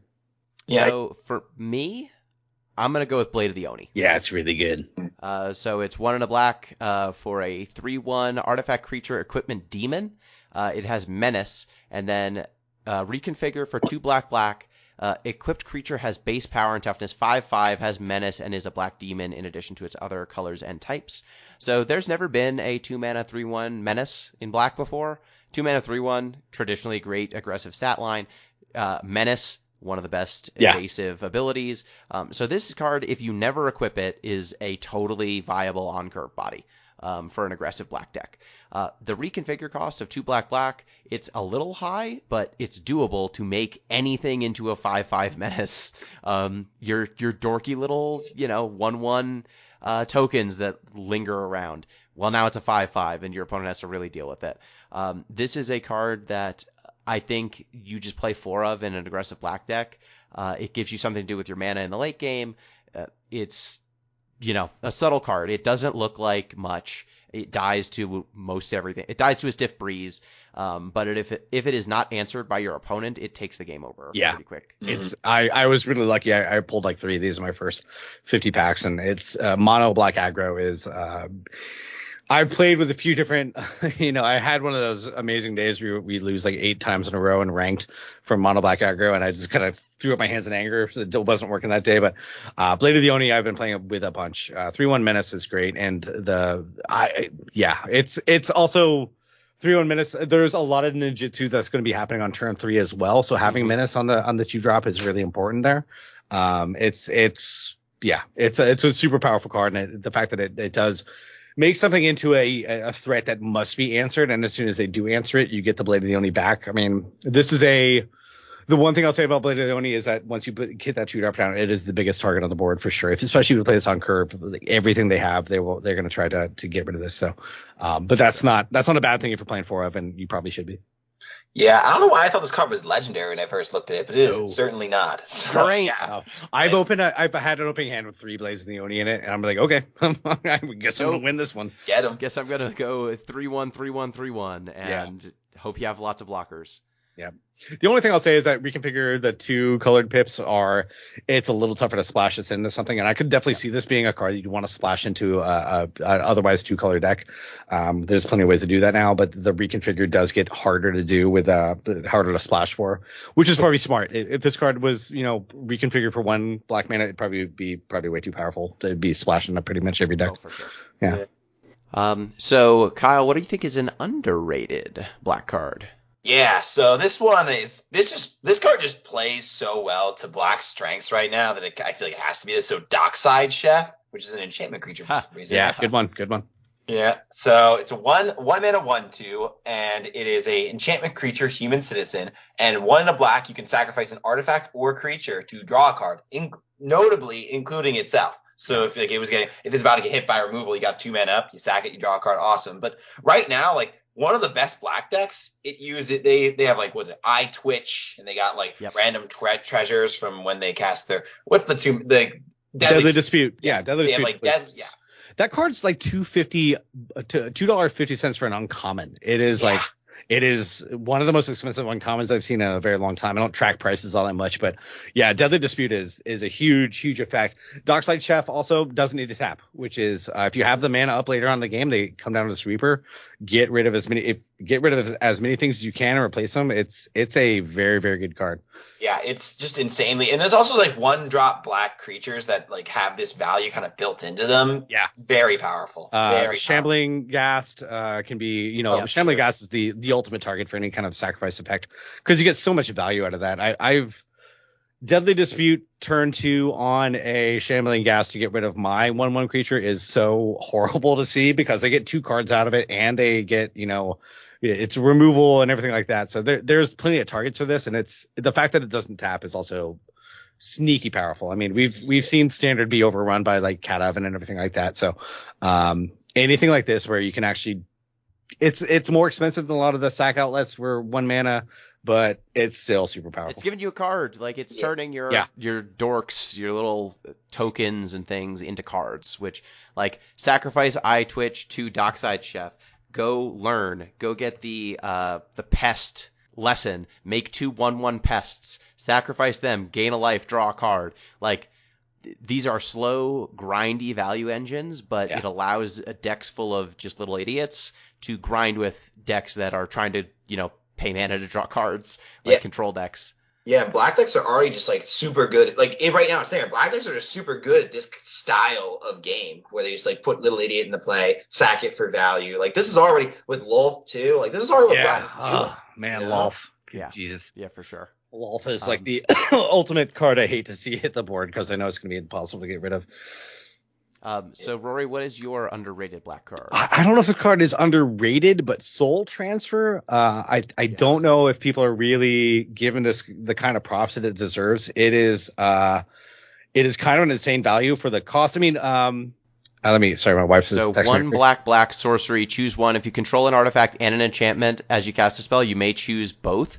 And it's exile target creature or planeswalker, or return target creature or planeswalker card from your graveyard to your hand. So it's raise dead or kill spell, but 3 mana, like kill a creature or planeswalker. Like that's the going rate. And the thing is, it's not just kill. It is exile, which black historically is mostly destroy, so that's huge. It is sorcery speed, so that's not great. But if it was instant, it'd probably be way too crazy. But this thing, and I've hit the enchantment. I was seeing a lot of these. If you control an artifact and an enchantment, you have this extra bonus, and that is not super easy, but it's way more doable than I thought going into it. It's not like Party, where the party stuff was super underwhelming for the amount of effort involved. But artifact and enchantment, especially in this set, especially in like limited, it's easy to do. You're often going to get both sides of this, and even if you have to choose one, you're still going to get something huge. Like I said, I'm not sure underrated. I think this card is very powerful for what it does. Probably people are rating it fine, but I haven't seen a huge amount of chatter about it. It's not a sexy kind of thing, like a huge effect, but it is a very good card. Yeah, go ahead, Kyle. Oh, yeah, I was just saying, especially, to your point where it's like getting artifact enchantment. The black decks are pretty good doing that too. Like the black deck right now just runs 4 Meat Hook Massacre. That's the enchantment. We are already running Deadly Dispute. We're running Shambling Gas. There's the artifact. Like this doesn't take that much work, A treasure token or a blood token and a Dockside Chef or a Meat Hook Massacre. Like the cards we've talked about in the previous section turn this on by itself. So like turning this into a 3 mana 2-for-1, which is an unconditional removal spell that also gets you back a creature. And we were just talking about sacrifice strategies, like get that garbage that you sacrificed back to your hand. And just having this incredibly flexible removal spell where in the early game, you're removing stuff. But if you're against a control opponent, turning your hard removal spell into another copy of your best creature is just so strong. Like most of these effects, Hero's Downfall style effects, they're blanked against a creature light opponent. Maybe someone with man lands that don't, you can't get at them because your removal is sorcery speed. At least you got something to do with this card. It's not just dead, whereas a lot of these style of cards would be dead. Like I said, I'm not sure underrated, but it is one of the things that I saw that immediately kind of piqued my interest. So I don't think it's necessarily a 4 of, but there's so much other good removal in black. But this one's way up. I saw this and I was like, I'm going to play with this card. So my card is Tribute to Rorie. So it is 2 mana for a Saga, Chapter 1. Each opponent creates a 1/1 black rat rogue creature token. Chapter 2, same thing. They get another rat rogue. And then Chapter 3, exile this Saga, then return it to the battlefield transformed under your control. The flip side is a 3/3 flying haste. Haste is huge on these things. Enchantment creature spirit. When Echo of Death's Wail enters the battlefield, gain control of all rat tokens. Whenever Echo of Death's Wail attacks, you may sacrifice another creature if you do draw a card. So, the upside with this card is so high. Basically get 5 power across 3 bodies, one of which is flying haste, if they do not find a way to get rid of their rat tokens. Now, the downside of this card is pretty strong, right? Like, if they destroy your Tribute to Rorie before it gets to Chapter 3, they get to keep the rat tokens. Or if you're playing against like a sacrifice deck, giving them fodder to sacrifice is not outstanding.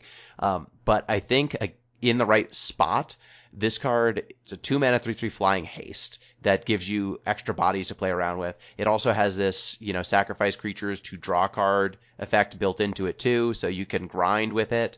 The evasion's super relevant. I haven't seen people building with it that much yet, but I think that this is a viable, if you're going to make a black aggro deck, I think Echo of Death's Wail is a good place to start. Yeah, and there's so many, like we were already talking about all the chumps you can make with you want to sacrifice a lot of creatures sometimes if you want to get rid of that Eye Twitch or Shambling Ghast or if you have 10 the Pest and you have a bunch of 1/1 pests or something like that, you're going to get that card draw a lot. And the haste, again, for the Saga stuff, when they flip, they do come into play as creatures, which will have Summoning Sickness. There are also a couple of them that do have haste. So getting haste onto this card, especially these Sagas, is a very, very viable. I mean, this will come out real relevant. Turn You'll notice it. 5. Turn 2. Turn Turn 4. Turn 4. Yeah. Also, if you hold up mana on turn 4, that's a flying haste that can attack for 3 and ninjutsu. You can do the sacrifice when it attacks, then ninjutsu it for something else. That's you're gonna get some crazy shit in there. Yeah. All right. So what do we have for overrated black cards? Anything?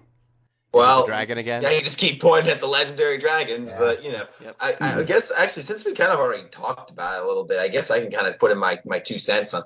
I do think that, I was talking about why I think Biting Palm Ninja is very good, but I do think Nashi is a little overrated. Yeah, definitely. Yeah. That effect is powerful if you can hit your opponent, but Biting Palm Ninja, not having any evasion, having 1 less toughness, and having 1 more than ninjutsu. That's a lot. That's a lot for it to get over, and sometimes it doesn't even work, At least with Biting Palm, it's like, okay, I get my effect, Sometimes you just hit 2 lands and like, oh, that's not. I guess I gotta land. I mean, I love Siphon Insight. It's one of my favorite card designs of Forgotten Realms, but it is also one of those things where you're going to get some value out of it, but it is one of those cards that doesn't do anything on its own. It's just getting you maybe another card that might be relevant. And Nashi seems, for a mythic rare especially, like this is a tough. It's so random. It's just so random. It's. I mean, we've seen a lot of randomness brought into the game with like rolling die and everything like that, but this one seems it's kind of sink or swim. You're going to get something great, or you're going to get something kind of shitty, and you probably are not going to be able to attack again with a 3/2 and have it hit. I mean, even still, like your opponent, you ninjutsu Nashi in, and then they shock it to death is just like, I mean, devastating. Like you can't pay 4 mana and bounce your own creature only for your super powerful mythic to get killed by a 1 mana removal spell, which Nashi is vulnerable to. Biting Palm Ninja, at least they have to have a 2 mana removal spell. Yeah. I agree with you. And Rory, what do you have for overrated black card? I'm not sure if I really have anything that I would say is overrated, but I think I think maybe Gravelighter might be getting a little bit more of a reputation than it deserves. It's not something I've seen like a huge amount of chatter on, but it is a very interesting kind of effect. It's kind of soft removal, but it feels like for 2/2 flying for 3 mana, it feels like it could possibly do a little more for this. It's decent and limited, especially, but the fact that they get to choose a creature, they're probably going to give up some kind of chump in standard, and they're probably just going to lose. I mean, 2 mana for a flying 2/2 is kind of okay, but I've seen some chatter about this, and it did pop up in my limited draft a fair amount, but it doesn't seem like it's really the kind of rate that people want. I'm not sure if this is like super being overrated because it is an uncommon, but it's one of those things that I don't think it's going to be as impactful as maybe I thought it would be when it came out. Black for a 2/2 flying. When it enters the battlefield, draw a card. If a creature died this turn, otherwise each player sacrifices a creature. So we've seen 3 mana creatures that when they come in do sack effects before. Gravelighter, I think, is because it's got this upside where it's draw a card if a creature died this turn. At least you can sometimes turn it into 3 mana 2/2 flyer draw a card, which is pretty good. But like you said, Rory, it really is a card that its power is relative to how many giant idiots it can catch with the sacrifice effect and whether that's necessary. If boards are wide, Gravelighter is terrible. Yeah. Unless you can, engineer a trade or, have sack effects so you could guarantee the card draw.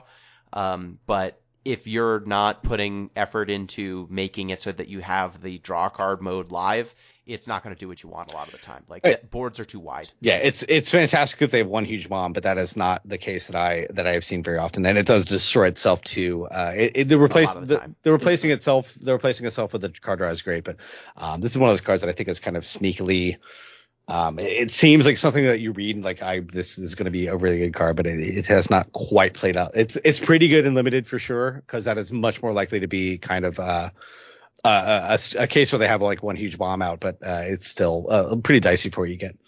Yeah, it's actually kind of funny too. I think a downside that we didn't really talk about here is that sometimes like a creature died and you still need that sacrifice trigger, and it's not going to give you that. Like, it's, let's say like there's two creatures, they have a weenie creature in play and they have a massive creature in play, and you have like, you can like, you attack in, you can get them to like block, like, you know, they chump block with their weenie creature and then they eat your creature with their big creature, and now you have this grave lighter and you're like, crap, I can't kill his big creature.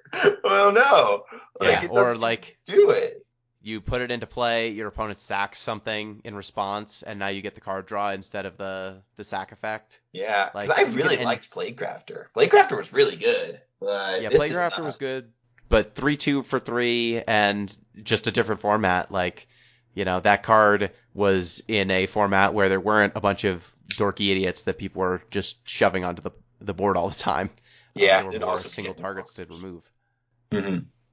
And I'll do the mandatory dunk on the Dragon Spirit. Junji the Midnight Sky, 3 black, 5/5 Flying Menace. When it dies, choose one. Each opponent discards 2 cards and loses 2 life, or put target non-dragon creature from a graveyard onto the battlefield under your control. You lose 2 life. So it's any graveyard, so you can steal your opponent's stuff.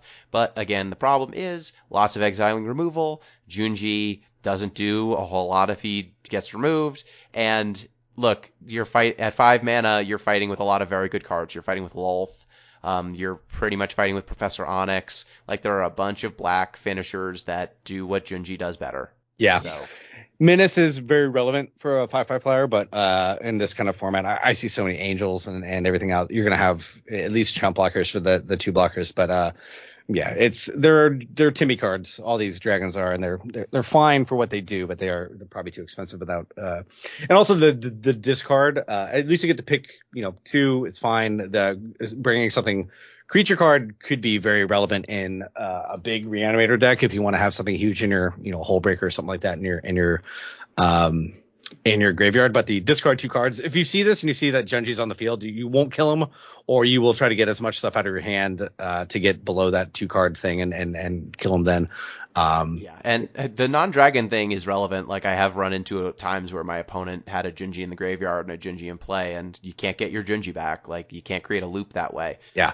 So they had to get back a shambling, whatever the 1/1. The gas. Or like a Shambling gas, yeah. Yeah, they got back like a Shambling Ghast or an Eye Twitch. And I'm like, oh no, your 5/5 turned into a 1/1. Yeah. Very cool, because my hand was empty. Yeah, if it was non-dragon, this would be my best in the set. Like, then it would be really good. If it because could create then you loops. could do shenanigans with it just dying repeatedly and repeatedly bringing itself back. But that is not the card. Thank goodness it's not the card. Yeah, I think I had a case where they were playing like a Dragony deck, and like they had a Goldspan in graveyard. I'm like, oh no, they're going to get their Goldspan bow. No, they're not. Well, I actually didn't realize this is from a graveyard, not your graveyard. Yeah, you can steal from your opponent, but if your opponent doesn't have something good, it's not.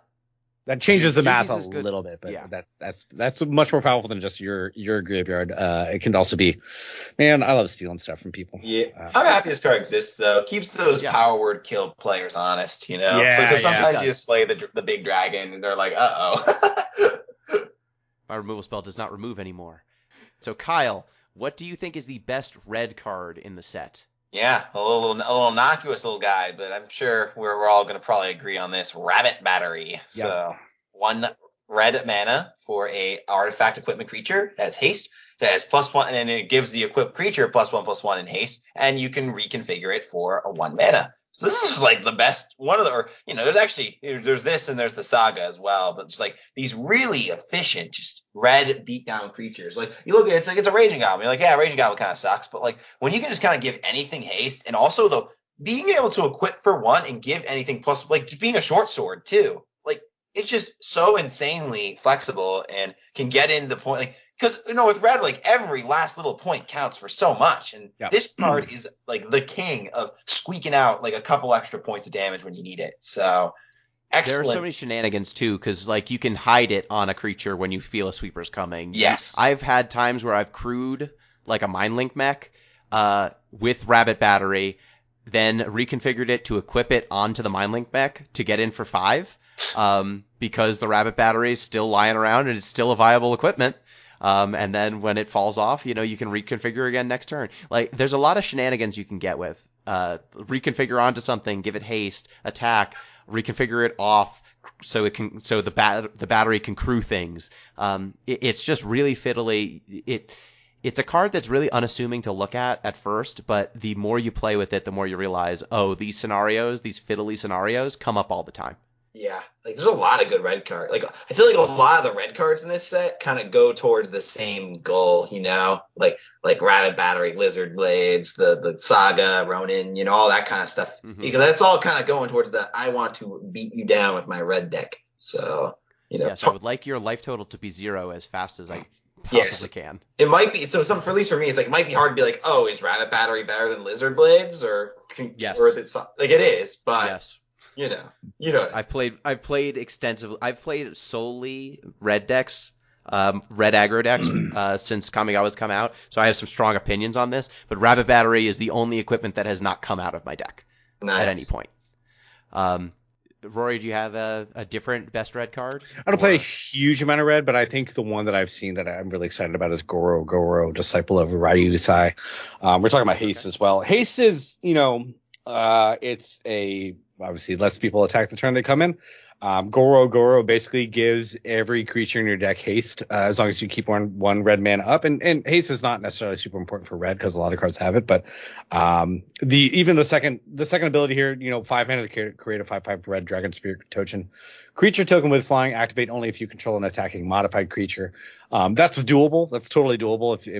If you keep 5 mana up and you attack with they're gonna kill this card right away. But this is one of those sneaky kind of cards where you cast and it's a 2/2. Okay, it doesn't give itself self haste on turn 2, which is the big thing. But it is a goblin too. It's super relevant to goblin decks. I mean, goblins is kind of the samurai decks. Yeah. Samurai, yes, there's a lot of, the samurai synergies. Like I said, there's a lot of cards where you can, give samurais are big about attacking with one creature. But I think just giving, there is a goblin from, I forget which set that gives, I think it's Forgotten Realms that gives everything haste for like 2 mana. But cutting that in half is super important. And then legendary kind of sucks on this one because it is something that you can fill up your hand, but you can't rely on it being down on turn 2 because you're not going to want to put 4 in your deck. But that 1 red mana creatures control get haste until the end of turn is going to be surprisingly relevant. I think I'm looking forward to throwing this into some more aggro kind of decks, but yeah, that's my pick. And Goro. I say this. He's unassuming for sure. Yeah, I say this. I think the second ability is probably never going to be used in a lot of. But it is a good top end kind of thing for red decks, especially red goblin kind of aggro decks. Getting a modified creature in a goblin kind of aggro deck is not probably going to be because the lords don't count as a. Here's the other one. You're going to pick this one? Yeah, so I'm going to pick Thundering Raiju, which I think Goro and Thundering Raiju, they will be in the same deck most of the time. Thundering Raiju is 2 red for a 3/3 creature spirit with haste. When Thundering Raiju attacks, put a +1/+1 counter on target creature you control. Then Thundering Raiju deals X damage to each opponent, where X is the number of modified creatures you control other than Thundering Raiju. So he does not count himself. If you make him a 4/4, he will not count himself for damage, which is annoying. Like, he's a little bit Hell Rider-y, but not quite because he doesn't count himself. But every turn Thundering Raiju attacks, it is drawing your board, it is doing unblockable damage to your opponent if you have any other board presence, and it's making modified creatures every turn. So Raiju, I have a ton of times. I've played a lot of red aggressive decks. Once the Raiju comes down, my opponent has a plan, and then the Raiju comes down, and if it doesn't immediately die, they are in a very, very bad place. Because even if my little dorks aren't attacking with the Raiju, like a lot of the time, first off, the Raiju makes your stuff big enough to be able to attack when it was brick walled before. Even if it's not, it's getting unblockable damage through, and it's big enough that it can keep attacking. So, like, it just puts your opponent in a really tough position, and just repeatedly just domes them. Modified, like, your rabbit is going to be in the deck, your Rabbit Battery, that can modify creatures by equipping. Like, you got to remember that modified is any sort of counter or equipment or aura. So like it's easy to get some sort of modified creature involved in an attack with Thundering Raiju. I think this card and Goro, I mean, Goro is not going to play it. Like if you go on curve, you get Goro, Reckless Stormseeker, then Raiju, and then maybe on turn 5 you get the Goro 5/5 counter. Like there's so much removal and so much sweepers in the set that is viable in terms of like being a fun quick play. But I'm just theory-crafting a deck right now, but Raiju on his own is anything that gives +1/+1 count to counters of return. I mean, this is why people love Luminarch Aspirant. It's a super valuable thing to do. And haste. Yeah, and haste, yeah. Haste, man. Dude. Haste is tough to... Haste plays well with Ninjutsu too. It's not a lot of that in red, but that is a very, very good card for sure. Yeah, just look at the green deck. They run 4 Uvenwald Oddity, and this card is, I would argue, better than Uvenwald Oddity. Yeah, for sure. So, Kyle, what do you have as an underrated red card? Yeah, this is like one that I'm probably going to be wrong here because we've done a lot. We've done a lot of bullying of the Dragon Spirits this time. But this one, the red one, this is the one. Is like the fact that it costs 4 mana, I think is a big deal because, the poor Dragon Spirits, like they don't do anything when they enter the battlefield. But this one, like, not only does it cost 4 mana, but okay, let me actually look. So the card, Atushi, the Blazing Sky, 2 red, Flample, so Flying Trample, and then when it dies, you choose 1. You exile the top 2 cards of your library until the end of your next turn. You may play those cards, or you create 3 treasure tokens. Like those are so powerful death triggers to have on your Flampler. Like drawing 2, and they're also both very polarized. Where like if the treasures are good, then if the treasures are not good, then the exiling is almost certainly amazing, and vice versa. So like this card, like I understand, yeah, it bites a Vanishing Verse, yeah, okay, but it is so powerful if it doesn't. Like that's like I would be floored if this card didn't see play at some point in this standard. Like I know it's not being seen play in the Red Blue Dragons deck right now, but it is so powerful for a 4 mana like spell, and it's not 5. 4 is not 5. It is 4 mana, and it's 4/4. My guy, I want to believe. I in my heart of hearts, I want to play a 4 mana 4/4 Flying Trampler. That's so good. I remember when I was like 4 mana 4/4 Flyer in red. My goodness, hell, what is it? Thunderkite Regent, the old Thunderbreak Regent card. Yeah, Thunderbreak Regent. Like I used to play that card, and I was like, wow, 4 mana 4/4 Flyer. But in the current state of things, I have played Atsushi in my mono red deck as a top end card, and he got exiled. Yeah. For no value because he has no haste, or he got outclassed by other dragons.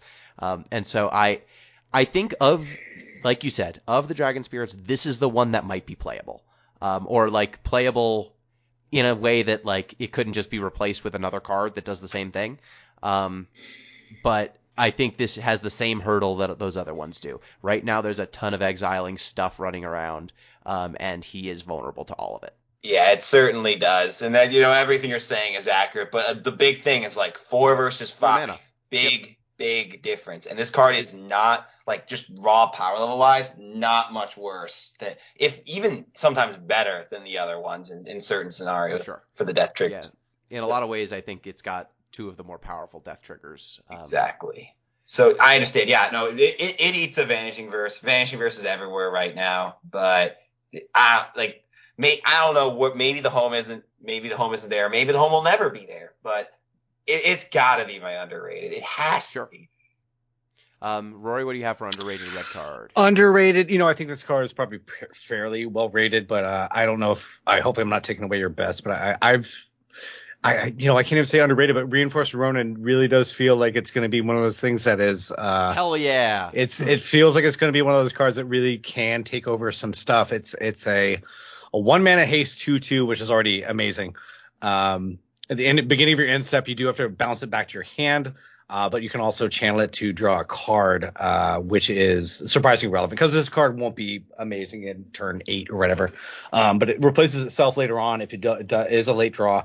But the 2/2 haste is very synergistic. It is a samurai. there are a lot of effects with samurais that you want to attack with only one creature a turn. The problem with it being, bounce back every turn, you can't really modify it. It's going to be tough to do, but this is instant aggro. This is fantastic and limited, obviously, but it's just a super.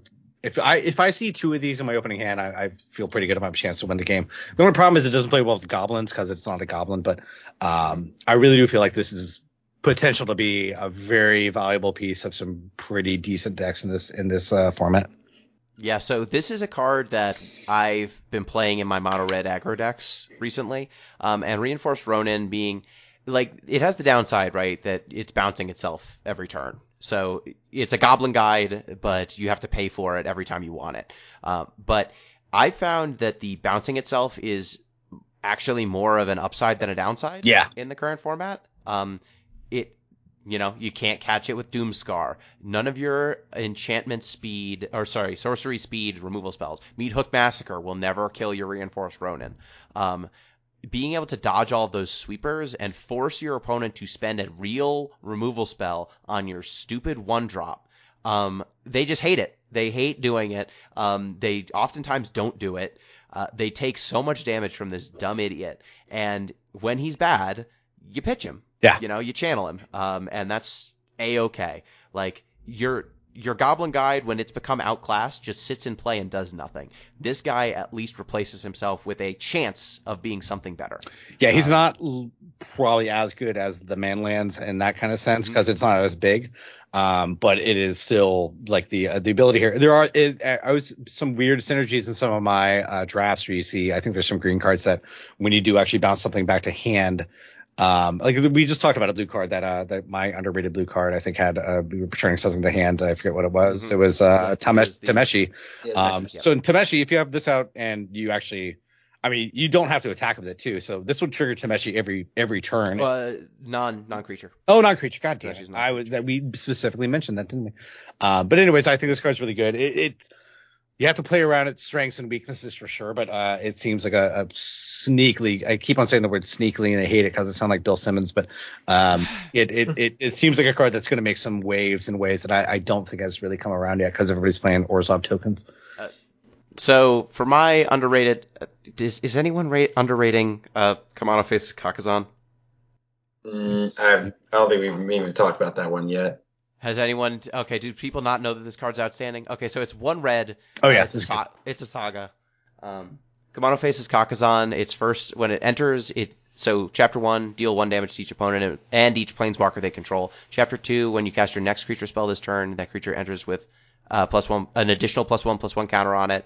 And then chapter 3, exile this saga, then return it to the battlefield transformed under your control. And its flip form is a 2/2 haste. If a creature dealt damage this turn by a source you controlled would die, exile it instead. So it's got haste. Like Rorie said, it's very important that the flip side is a hasty creature. So it's basically a 1-mana 2/2 haste that when it comes down, deals your opponent a point of damage unblockably. Dope. Chapter 2, the creature enters with an extra +1/+1 counter. So it's making your next spell above curve. And because it enters with the counter, there's no trigger for your opponent to respond to. So a lot of times, maybe they have a shock and they would kill your 2 toughness creature. Well, now it's 3 toughness and they can't use their shock anymore. A Reinforced Ronin, perhaps?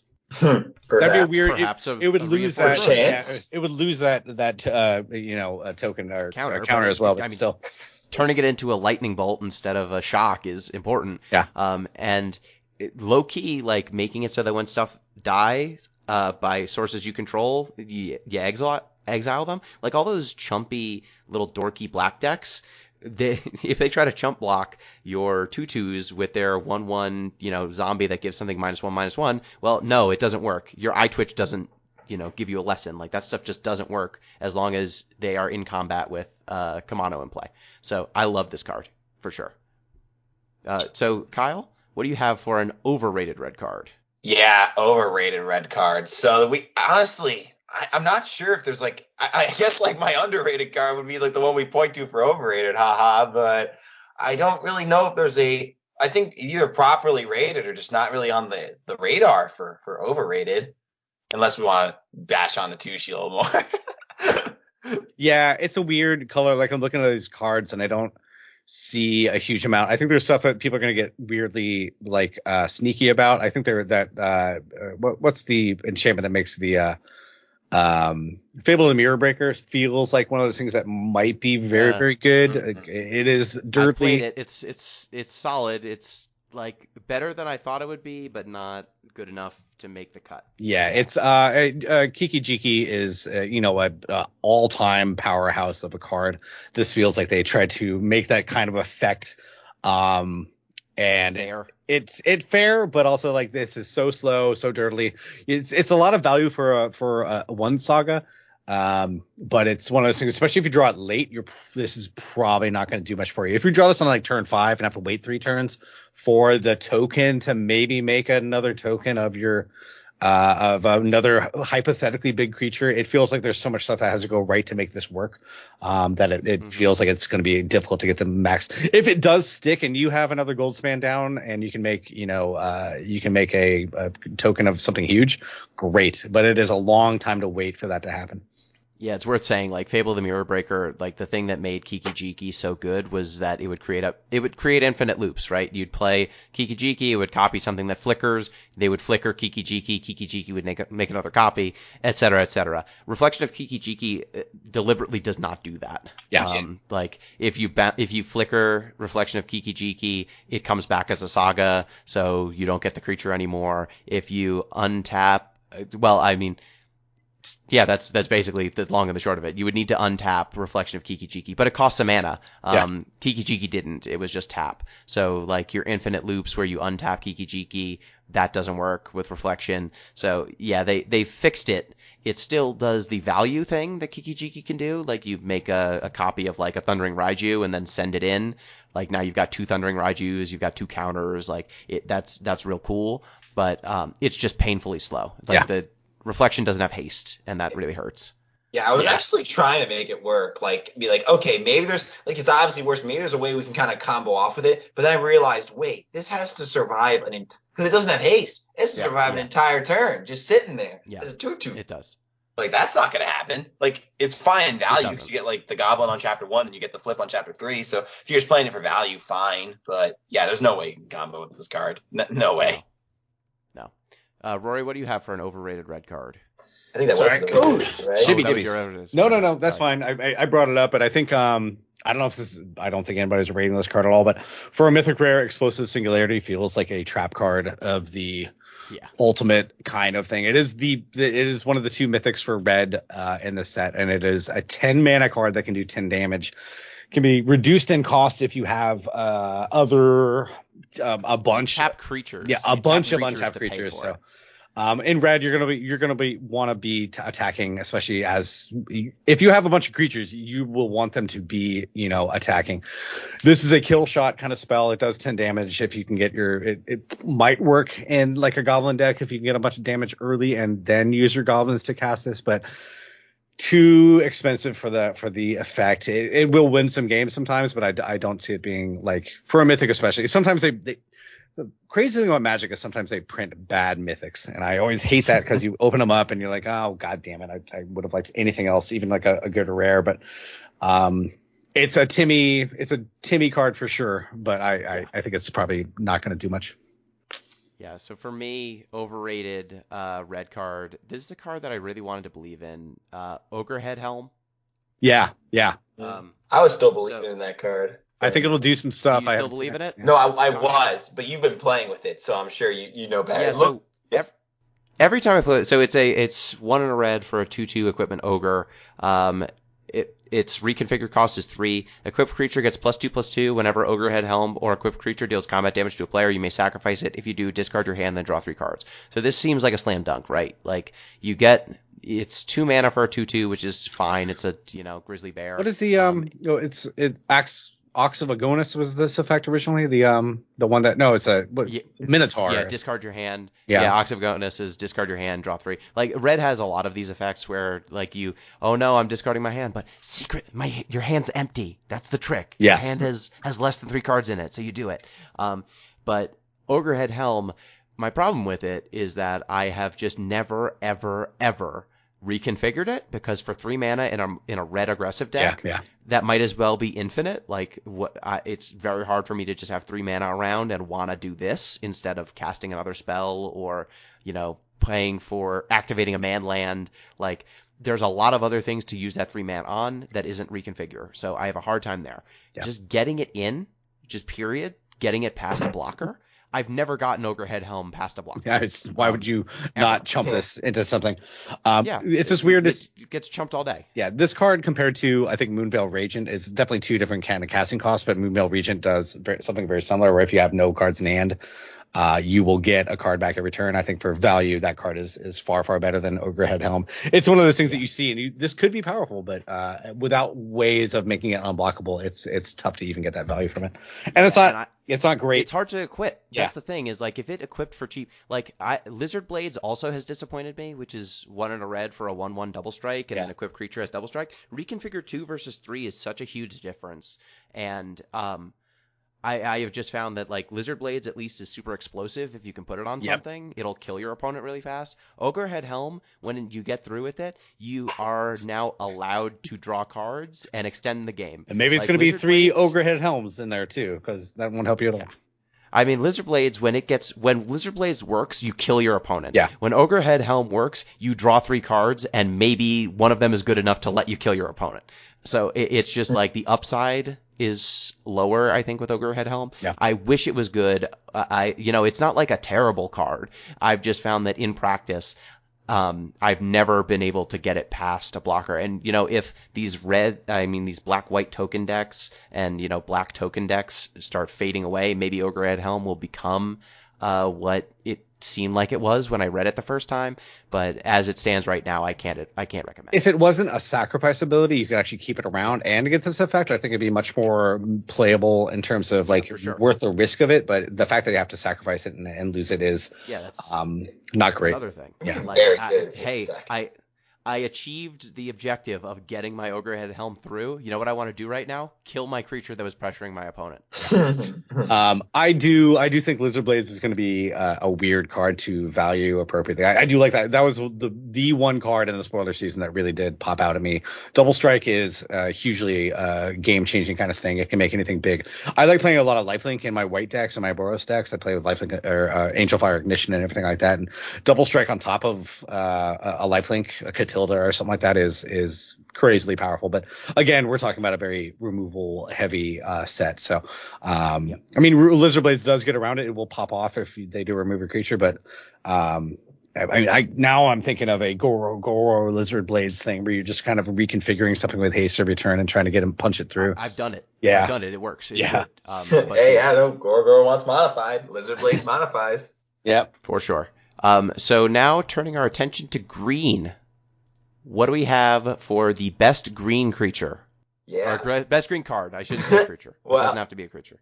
Yeah, it's actually kind of funny because I feel like relatively speaking, green got I wouldn't say shafted means got just nothing. So that's harsh. But generally speaking, green usually is the golden child, but green didn't get a whole lot relatively speaking. So it's not bad. I'm fine with that. Green's been treated pretty well over the years. It can have it all. Green can handle. That werewolf set was big for green. Green has the only problem now with green is that you're fighting against so many werewolves that basically have dominated that color and making it more like an enchant kind of thing is a little tougher to fit into these decks. But it's a weird color for sure in this set. Yeah, but here I would say it's kind of between 2 cards here. So one I think the 2 kind of best, if you will. One is if this deck happens to be very good, then this card will be a big player in why it's good. And then the other one, just a kind of a good, I'll just go with my hammer, good card. So Invoke the Ancients is so it's green, 1. So 5 mana total with a lot of green in there.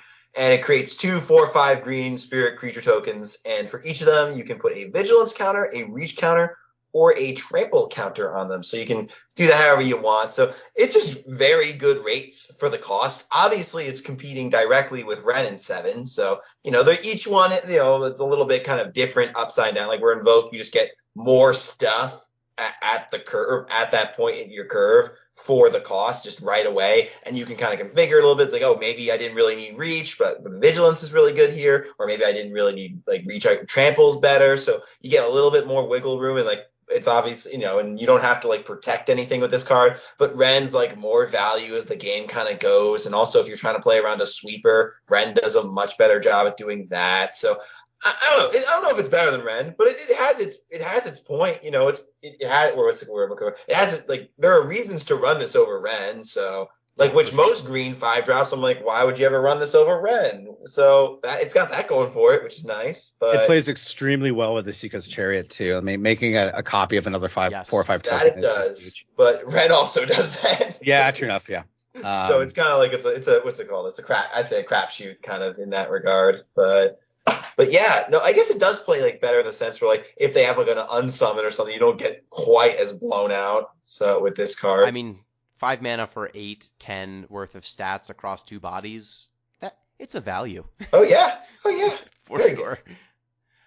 Rorie, what do you have for the best green card? I haven't played a huge amount of green. I really had a great time with Tales of Master Seshiro and Limited. It's probably not going to be any kind of standard playable card, but it's a 5 mana saga, which is already kind of eye raising. You got to get a really, really good kind of value out of that. But the first 2 turns, you get a +1/+1 counter on target creature or vehicle control. It gains vigilance, which if you're playing green, you probably already have something pretty big on the board by 4. And this one, it comes out on 5 and makes it bigger. And vigilance keeps it as a blocker. There's that other 5 mana green enchantment that doubles everybody's power at the beginning of every combat, which is probably fighting with some of the same kind of deck space for this. This is less impactful immediately, but at the end of it, you do get a 5/5 Vigilance Haste, which is big. It's a big beater. It's definitely going to be more of a limited card. That's it's a very good limited card. Yeah, it's super good limited card. It's less as good in standard, but I really did enjoy playing this card a bunch. And it's one of those sagas people let it go. People let it hit and flips over and like, oh fuck, 5/5 Vigilance Haste is a really good combination of keywords here too. So for sure, yeah, it's one of my favorite cards in green this set. Yeah, so for me, green is tough because, like you said, Kyle, there's a lot of cards that are like B pluses.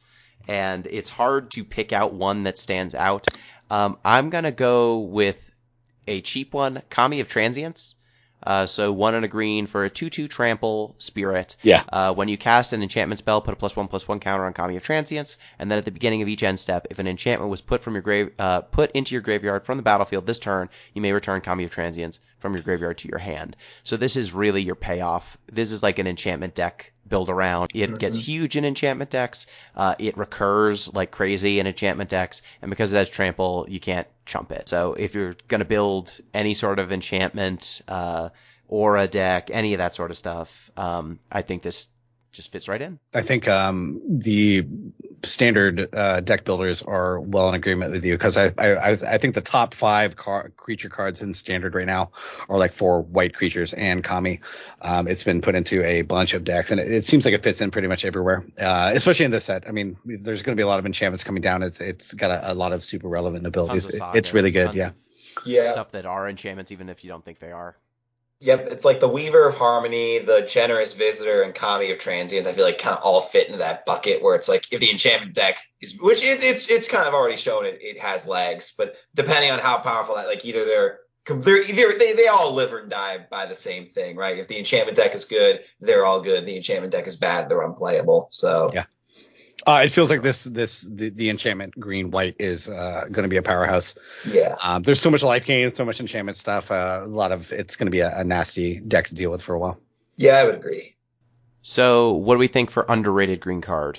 Yeah, I actually got a good one for this because I was playing a Legacy League earlier today and I ran into this card and I'm like, wow, and it was really good. So I'm like, wow, okay. So the card is Shigeki Jukai Visionary. So yeah, legendary green creature, very weird one. So 1/3 for 2, so 1 in the green, and it has the ability to tap it and 1 in the green and return it to your hand, and you reveal the top 4 cards of your library. And you can put a land card from among those cards onto the battlefield tapped, and the rest go into your graveyard. And it also has a channel ability for green XX, and you discard it, obviously. and then you can return to X target non-legendary cards from your graveyard to your hand. So it's kind of like this weird, like, self-sustaining value engine where you play it early, you're able to ramp with it, put a bunch of stuff in your graveyard, and then now that you've ramped with it, you have this ability to channel it to get all that stuff that you just milled over back.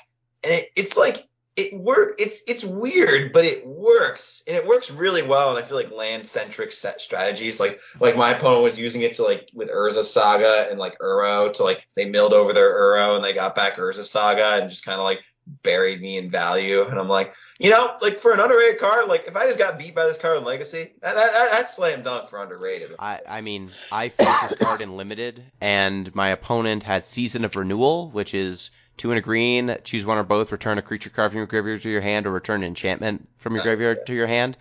You'll notice that Season of Renewal is not legendary. So my opponent went Shigeki, channel, get back Season of Renewal, get back Shigeki, and so they just created an infinite loop where they were just channeling over and over and over again, and they buried me. They killed me. Oh yeah, you don't even need a rare for that. You just use the Sky Turtle. So Sky Turtle works. There's a number of cards that totally work for that sort of thing. It's actually really All right. good. Rorie, what do you think for underrated? I don't think this card is underrated, but I do think Springleaf Avenger is going to be something to deal with. There's not a huge amount of ninjutsu in green, so it's not something necessarily I think people are expecting a lot when you see like a bunch of mana open. But Springleaf Avenger is a 4 mana ninjutsu, and whenever it deals combat damage to a player, you can get a card from your graveyard back to your hand. So that's basically, and it's also 6/5 too.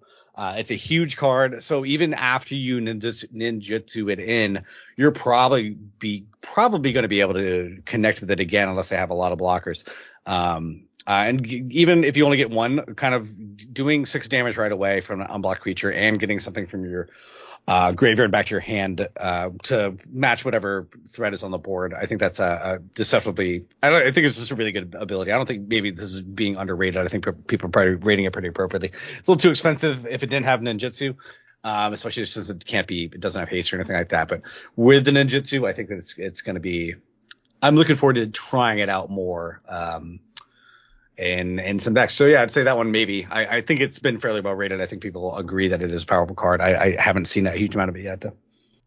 Yeah, Springleaf Avenger is definitely a card that when I first saw it, this looks like one of the best ninjas, just period, because it hits hard. Yeah. It hits real hard, which a lot of them don't. And yeah, I mean, hit real hard draw card. Most of the ninjutsu creatures are either big or have a really good ability. This has both, and it is a color that, like I said, that does not have a lot of ninjutsu.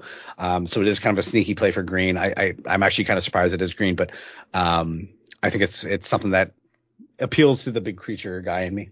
Yeah, you just gotta be careful with it. I feel like it does have the similar downside to Nashi though, where like if you put 4 mana into this, you ninjutsu it in, and your opponent kills it, that's like real bad. So you gotta be, just make sure you're doing it, being safe. But the nice thing about this card though is it is big, and like with Nashi, it's like a 3-mana 3/2 kind of wimpy. This card's actually large, so it can just you can play it for 5 and hope maybe get in there. But it'll be a good blocker too afterwards, at worst. Yeah. So it's a bit like that, but yeah, just gotta be careful with big ninjutsus like that. Just, stay safe out there, kids. Yes. So for an underrated green card for me, it's not sexy, but it's another ninja. I like the Ninja Turtle, Kappa Wrecker. 1 and a green for a 1/3 ninjutsu, 1 and a green. It enters the battlefield with a death touch counter on it, and whenever it deals combat damage to a player, you may remove a death touch counter to exile an artifact or enchantment that player controls. That's, low opportunity cost. There are so many artifacts and enchantments running around right now. Having this 1/3 death touch, which is great against creature decks, excellent against your artifact or enchantment decks too because of its damage ability. Ninjutsu is actually not even that relevant. It doesn't even need ninjutsu to be good. It's powerful on defense, powerful on offense. It helps set up your ninjas because they don't want to block a death touch creature. I'm surprised, but I think the Ninja Turtle's playable. Yeah, I love Kappa Wrecker. This card is, as Great and you limited. said, really, really good. Like, just against an artifacts deck, you play this on 2. It's like, it's a death touch guy. They gotta leave their guys back to block it, or they lose their stuff. Or you can just, yeah, this card just does so much for so little. It's very reminiscent of, what's the card called? The Outland Liberator, where it puts your opponent in that tight spot with artifacts and chance. But I actually like this one even more, because Death Touch makes it so it can always get in there, and you don't need to rely on like day-night to make it happen, And also being able to pick it up and the fact that it picks things up and it can be picked up itself for more double dipping. Very good. Very, very good. Yeah, for sure. So what do you think, Kyle, is an overrated?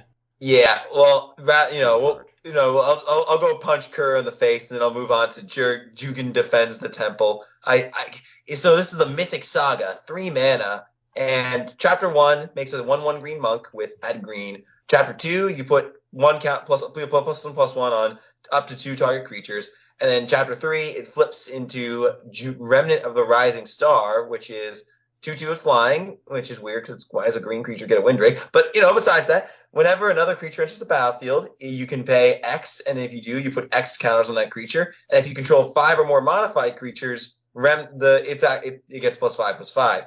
So you look at this, you're like, wow, look at all this stuff this 3-mana Saga does. But, green's this is just pretty slow for green. And it looks really powerful. It's a ramp spell. You can pump stuff. You can get a 7/7 on the backside for 3. That looks like wow, that's a lot of stuff. But it's just a little too slow for the green decks right now, in my opinion. And it might have a place, but it's just a little clunky, Yeah. Yeah, it's really it does all the green things poorly. Yeah, exactly. I couldn't have said it better myself. It does all the green things slowly and poorly, and so it's not good enough at any of them. It's a ramp card after you need the ramp, usually. It's a pump effect when you may or may not have the bodies to put the counters on, and then it's this 2/2 flying body that, if everything's going great, is a 7/7. If things are not going great, is a Windrake. So yeah, I agree. It's too slow and clunky, and green aggro decks, this would have to be in mid-range because aggro does not want this, and green just has too many good mid-rangey effects to want this either, I think. Yeah, it kind of says a lot that not even the green-white enchantments deck runs this card very often. Yeah, for sure. Rorie, what do you have for an overrated green card? I think Kodama of the West Tree is probably not going to be as impact. I don't know to say this for sure. It has a lot of stuff on this card. It is a 3-mana 3/3 with reach. Modified creatures you control have trample, and then whenever a modified creature you control deals combat damage to a player, search your library for a basic land card, put it into the battlefield tapped, then shuffle, which is very powerful. I mean, it is just lands, but that is very relevant to landfall decks and things like that. But this is a weird one because it does not have any way to make creatures that are modified. You see stuff, a lot of these other ones where modified creatures matter, like Thundering Raiju will have the ability to put counters on something to make things modified. But this one, you're relying on other cards to make stuff modified for you, and even then you're gonna have to it's not terrible, I'd say, but for a mythic rare and the kind of stuff that it does, I'd say there's so much more better stuff that I'd probably play Jugen over this in a lot of decks, but I don't know, it's hard to really say. I don't do a lot of landfall. I know landfall is a very powerful archetype. This one feels like it's, I don't know what I'm doing with the mana is the thing. Yeah. It's ramping you. If things are going well, it is ramping you. But what am I using the mana on that makes the ramp worth it when, Kyle, I think you called out earlier with the Invoke, once you get to 5, you're fine. They're probably dead. Yeah. I don't need to go up to 8 or, some absurd amount of mana. And it's not paying off. There's no ultimatum, right? There's no gigantic thing that you need this mana ramp. So yeah, Rorie, I think you're on base. I would rather draw cards. What's that squirrel that every time you get through you draw cards? Oh, Toski. Yeah, Toski. Yeah. I have a great Toski deck with zombie and skeletal swarming and just making Judar, who's the zombie token creator. Yeah, Judar. Yeah, I like that deck a lot. Toski is one of those weirdly tilting cards where it's either going to do a lot for you or it's going to be removed by shambling gas right away. So it's a great card. I love it, but it is very much a kind of pick your poison kind of thing. Yeah, I'd rather use Toski than this modified dude. Yeah, Kami. at least the upside on Toski's there. Yeah, and I feel, as is my role for overrated cards, let's go to Kura the Boundless Sky, which is the dragon. This one is 5 for a 4/4 flying Death Touch. Death Touch, my goodness. Flying 4/4. You need Death Touch? Really? That's going to be a useful thing? When it dies, choose one, search the library for up to 3 land cards, reveal them, put them into your hand, not even into play, just draw 3 lands, or create an XX Spirit token where X is the number of lands you control. You know, getting an XX Spirit token is just not that powerful. They just bounce it. I have had Kura the Boundless Sky cast against me in games, and you know what? It didn't matter. Yeah, just give me Ren and 6. Like, I'll get that. I'll get my XX with lens. You can. Yeah, I mean, there's so many 5 mana green cards that are going to do like crazy. That enchantment from I think one of the Innistrad sets that doubles everybody's power and toughness at the beginning of every combat. Like, I'd much rather have that at 5 mana. I mean, green is so choked up from 2 to 4. Once you hit 5, you better have an exceptional kind of ability, and this just probably isn't it. Mm-hmm. Yeah, this is the one Dragon Spirit where even if everything goes well, I'm not convinced you're ahead. Like the other ones, I was talking about the downside of things being exiled. This one, even if you got the upside, I don't care. You're swinging with a 4/4 flying Death Touch. That's all you did in green with 5 mana. Oh, okay, please. yes. But like, what was it? I think the one way this card can ever see play, I don't think it's ever going to, but it is 3 land cards. It's not like basic or whatever. So if there's like some land-based combo deck somehow, like if somehow a Dark Depths Thespian stage makes its way, then this would be actually maybe good. But like, that's so far-fetched. I can't even imagine. Like, I can't imagine that happening.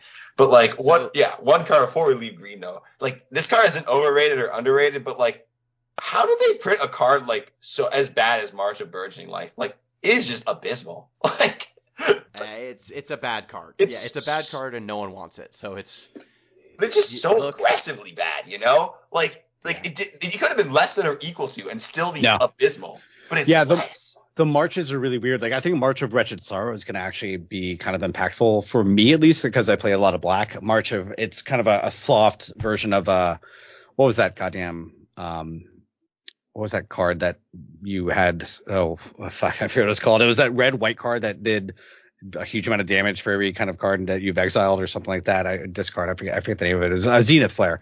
Oh, sure. March of Wretched Sorrow feels like a very soft kind of Zenith Flare. It's going to have, it can't go face, obviously. But yeah, March of Burgeoning Life is I can't imagine when you'd want to have that card over almost anything else, especially in green. Yeah. Yeah, I mean, it reads like other cards that have been very effective in the past, but it ain't good. The parts that are different make it unplayable. Yeah, it's almost so bad that it makes me think, like, I wonder if this card was, like, when it was first drafted, like, really good, and Wizards just, like, nerfed it to hell. Like, that's what it makes me feel like. But, because it's, like, it's not even, you look at it and you're like, this is, like, oh, it's like a creature tutor. But it's not. It's like a clone. But it's like a bad clone. It's like a bad clone. Yeah, it's a clone that can't clone your creature. But I have to pay X for it. For some reason. Yeah, it's weird. So moving on to multicolor, I don't want to do overrated, underrated for multicolor. There's just so many. And so why don't we just shout out one multicolor card each that we want to talk about? You know, I might actually need to, unfortunately, depart here in a second, sir. I'm sorry. I have to go out to a store before 5. Please talk about Satoru. I think that, and before I do go, I'm sorry, I didn't mean to bounce early, but I do have a timeout here. The one thing I don't think we mentioned yet are channel lands. If we're talking about best worst cards, channel lands are guaranteed to be the most impactful kind of cards from the set. They're not all on equal power levels, but they are. Like I Ganja was the first one that got spoiled, and this is like, holy shit, everybody was like, oh my god.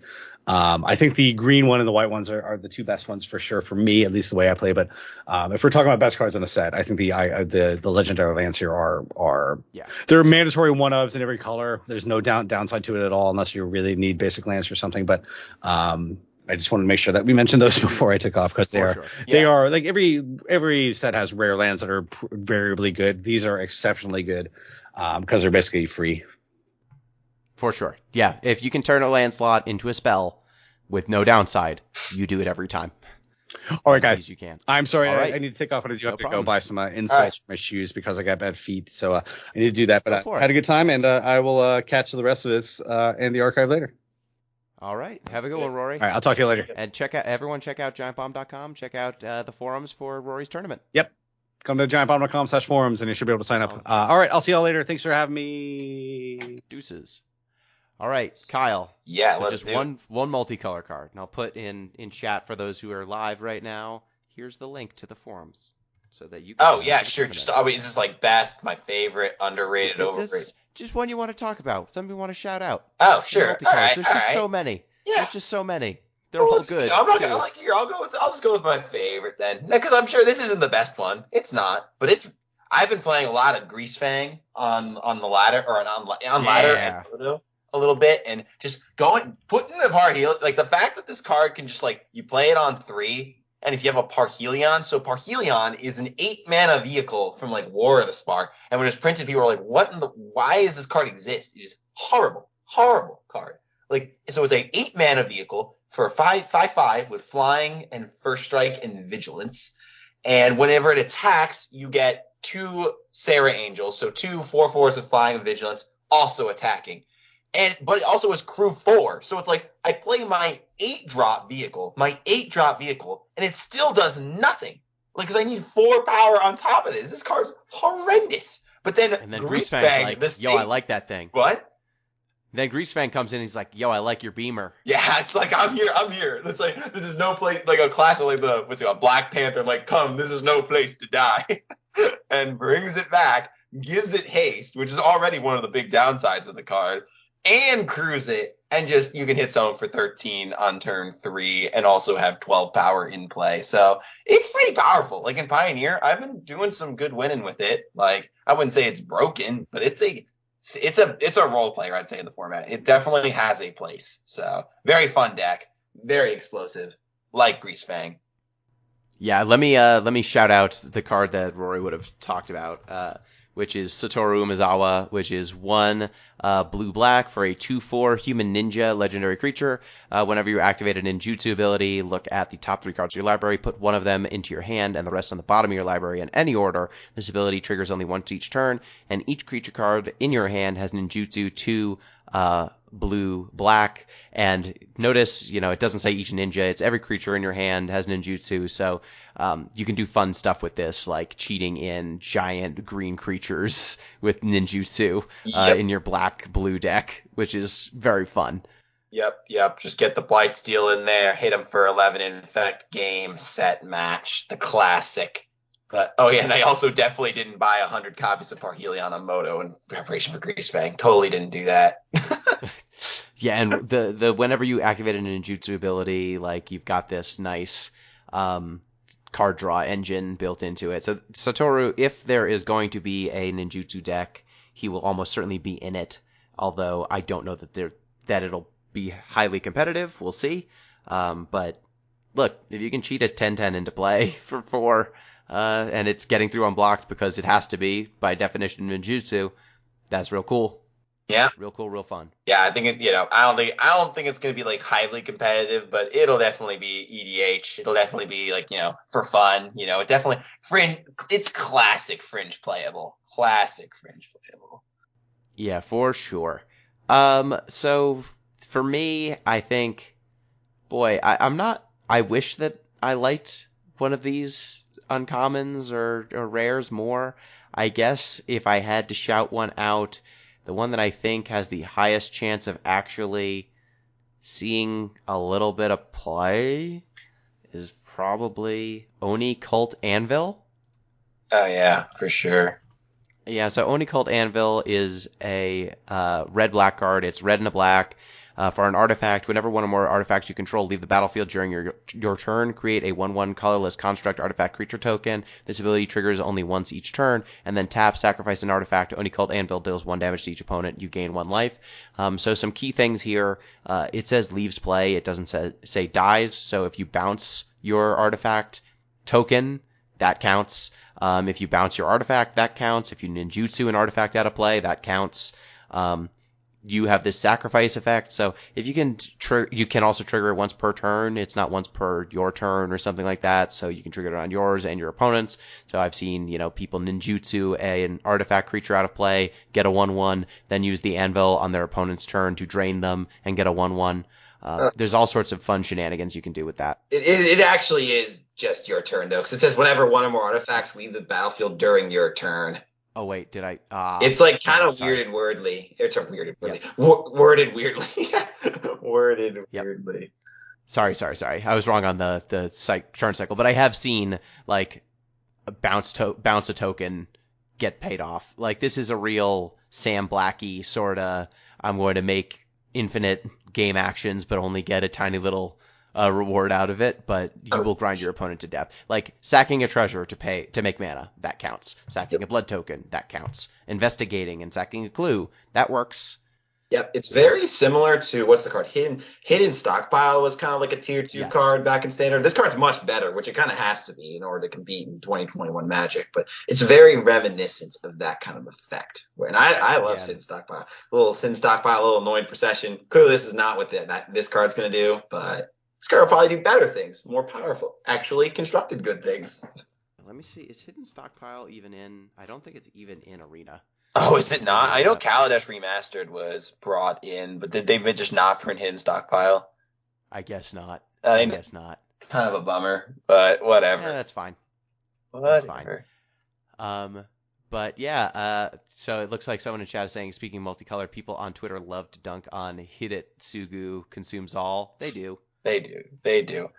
We didn't even talk about the good multicolored cards. We just talked about our favorites. I mean, a lot of them are good. Like Timeo, real good. I'd say Hanada's like leading her own archetype right now. Jeskai Control. I think it's the most played deck in Standard right now. But really, Hanada? Yeah, because you can do that with what's it called? With what's the card? Magma Opus, and you can if you have enough targets, it literally. Or okay, it's the second most played deck, but that with Magma Opus makes your Magma Opus cost literally 2 mana, which is insanely powerful. So, and also it's hard tramples.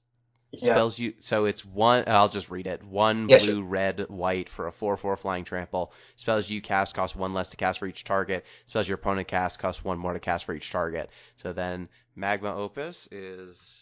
You can target 6 things. If you do one, you split the damage up 4 ways, and you tap 2 permanents. That is 6 targets, so it literally costs 2. But reasonably, it could still cost 4 and still be insanely powerful. So. That seems fine. It seems fine to deal 4 damage, tap 2 permanents, and create 2 4/4s and draw 2 cards. That seems reasonable for 4 mana. Yeah, right. And also it doesn't follow the normal pitfall these flamplers do, because the spells your opponent's cast target are 1 more, so it doesn't, it still eats the removal spell, but it takes a little mana from your opponent on its way out, so not as bad as some of the dragons, but yeah, no, card's really good. Card's good. Yeah, and I mean, there's a Timeo is like an archetype definer for sure. Yeah, it's kind of crazy. It kind of put Phyrexian mana on a card, huh? Yeah, I mean, it turns out if you put Phyrexian mana on a card, it gets better. Yeah. Timeo, completed sage, 2 green, Phyrexian, it's hybrid green-blue, and then 5. She's completed, which means if you pay the Phyrexian mana with life, she starts with 2 less loyalty. But her plus is tap up to 1 target artifact or creature doesn't untap during its control's next untap step. -X, exile target non-land permanent card with mana value X from your graveyard. Create a token that's a copy of that card. And then -7, create Timeo's Notebook, a legendary colorless artifact token with spells you cast cost 2 less to cast, and tap draw a card. So like that -X, if you play Timeo and you have an Eskia's Chariot in your graveyard, you can go -4, make a token of Eskia's Chariot and Azeka's Chariot. Then when you attack with the Azeka's Chariot by crewing it with the cats, you can because it's now a token. Can't you make a copy of Azeka's Chariot and then get 2 more cats? Is it still legendary though? Because you could definitely do that. But yeah, it's a legend. It's still a copy. It's a token copy of a legend.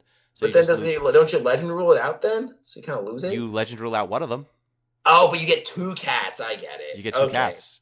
You get 2 because cats. of the ETB trigger. ETB. That's what. Yep, that is definitely a thing you can do. I remember I actually saw once someone reanimated a Ren or they reanimated a Planeswalker, then they copied it, and I'm like, oh, that's kind of funny. But Yeah, it's It was another more thing you cute. can do. Turning things into tokens normally is bad, but because of Azeka's Chariot, is very good.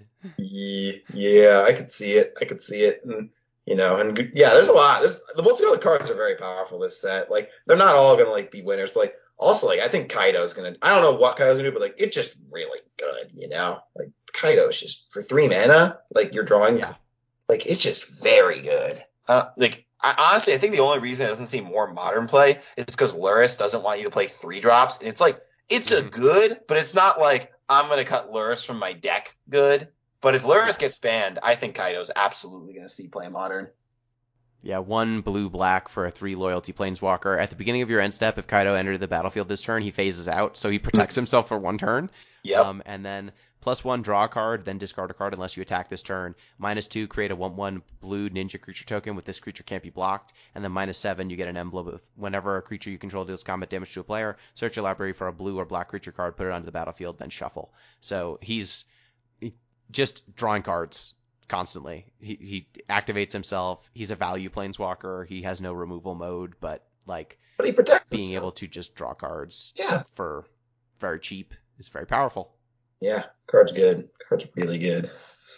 But, Yeah, so I mean, I think we called out the colorless cards. There's a good number of them. Thankfully, not many of them are very powerful. There's a lot that are fun, but I don't think any we need to specifically talk about. Reckoner Bankbuster, maybe. Yeah, card's very good. It's like Maze Mind Tome, but like better than Maze Mind Tome. But that can kill you. Yeah, exactly. And it works very well with Tezrao, so I think I mentioned much earlier in this stream. Yeah, and Mech Titan Core is a card that everyone's going to have a lot of fun with. I don't know if it's good, but it makes a 10/10. It's a Voltron. You exile 5 things, they form up like Voltron. They become a 10/10. Yeah. Which is cool. I'll wager it's not good, but it's going to be a lot of fun. Like, definitely. I almost did it in Limited, and boy, did I feel good when I was like, they must kill my artifacts or else I get a 10/10. I lost the game. He didn't do anything. But the hope, So close. So close. Yep. Come on, Mech Titan. Come on. Why does it have to be artifact creatures? Just let me sacrifice my creature tokens. But no, I get it. I get why it has to be artifact. But yeah. So that, I think, is it for our set review of Kamigawa Neon Dynasty. Thanks again to Matt Rorie for joining us. He had to dip a little early, but thank you for everyone who's been hanging out while we were live streaming. This is our first live listen to the Magic, so that's been fun seeing folks chat. Thank you, Kyle. Yeah, thanks for having me as always. It's fun. It's fun to have a new guest too. Yep, for sure. And thank you, listeners. Reminder, you can get in touch with the show at DeepListensPod on Twitter, deeplistens.libsyn.com. We have our comment sections, and deeplistenspodcast@gmail.com. You can support the show on patreon.com/deeplistens. Till next time, peace.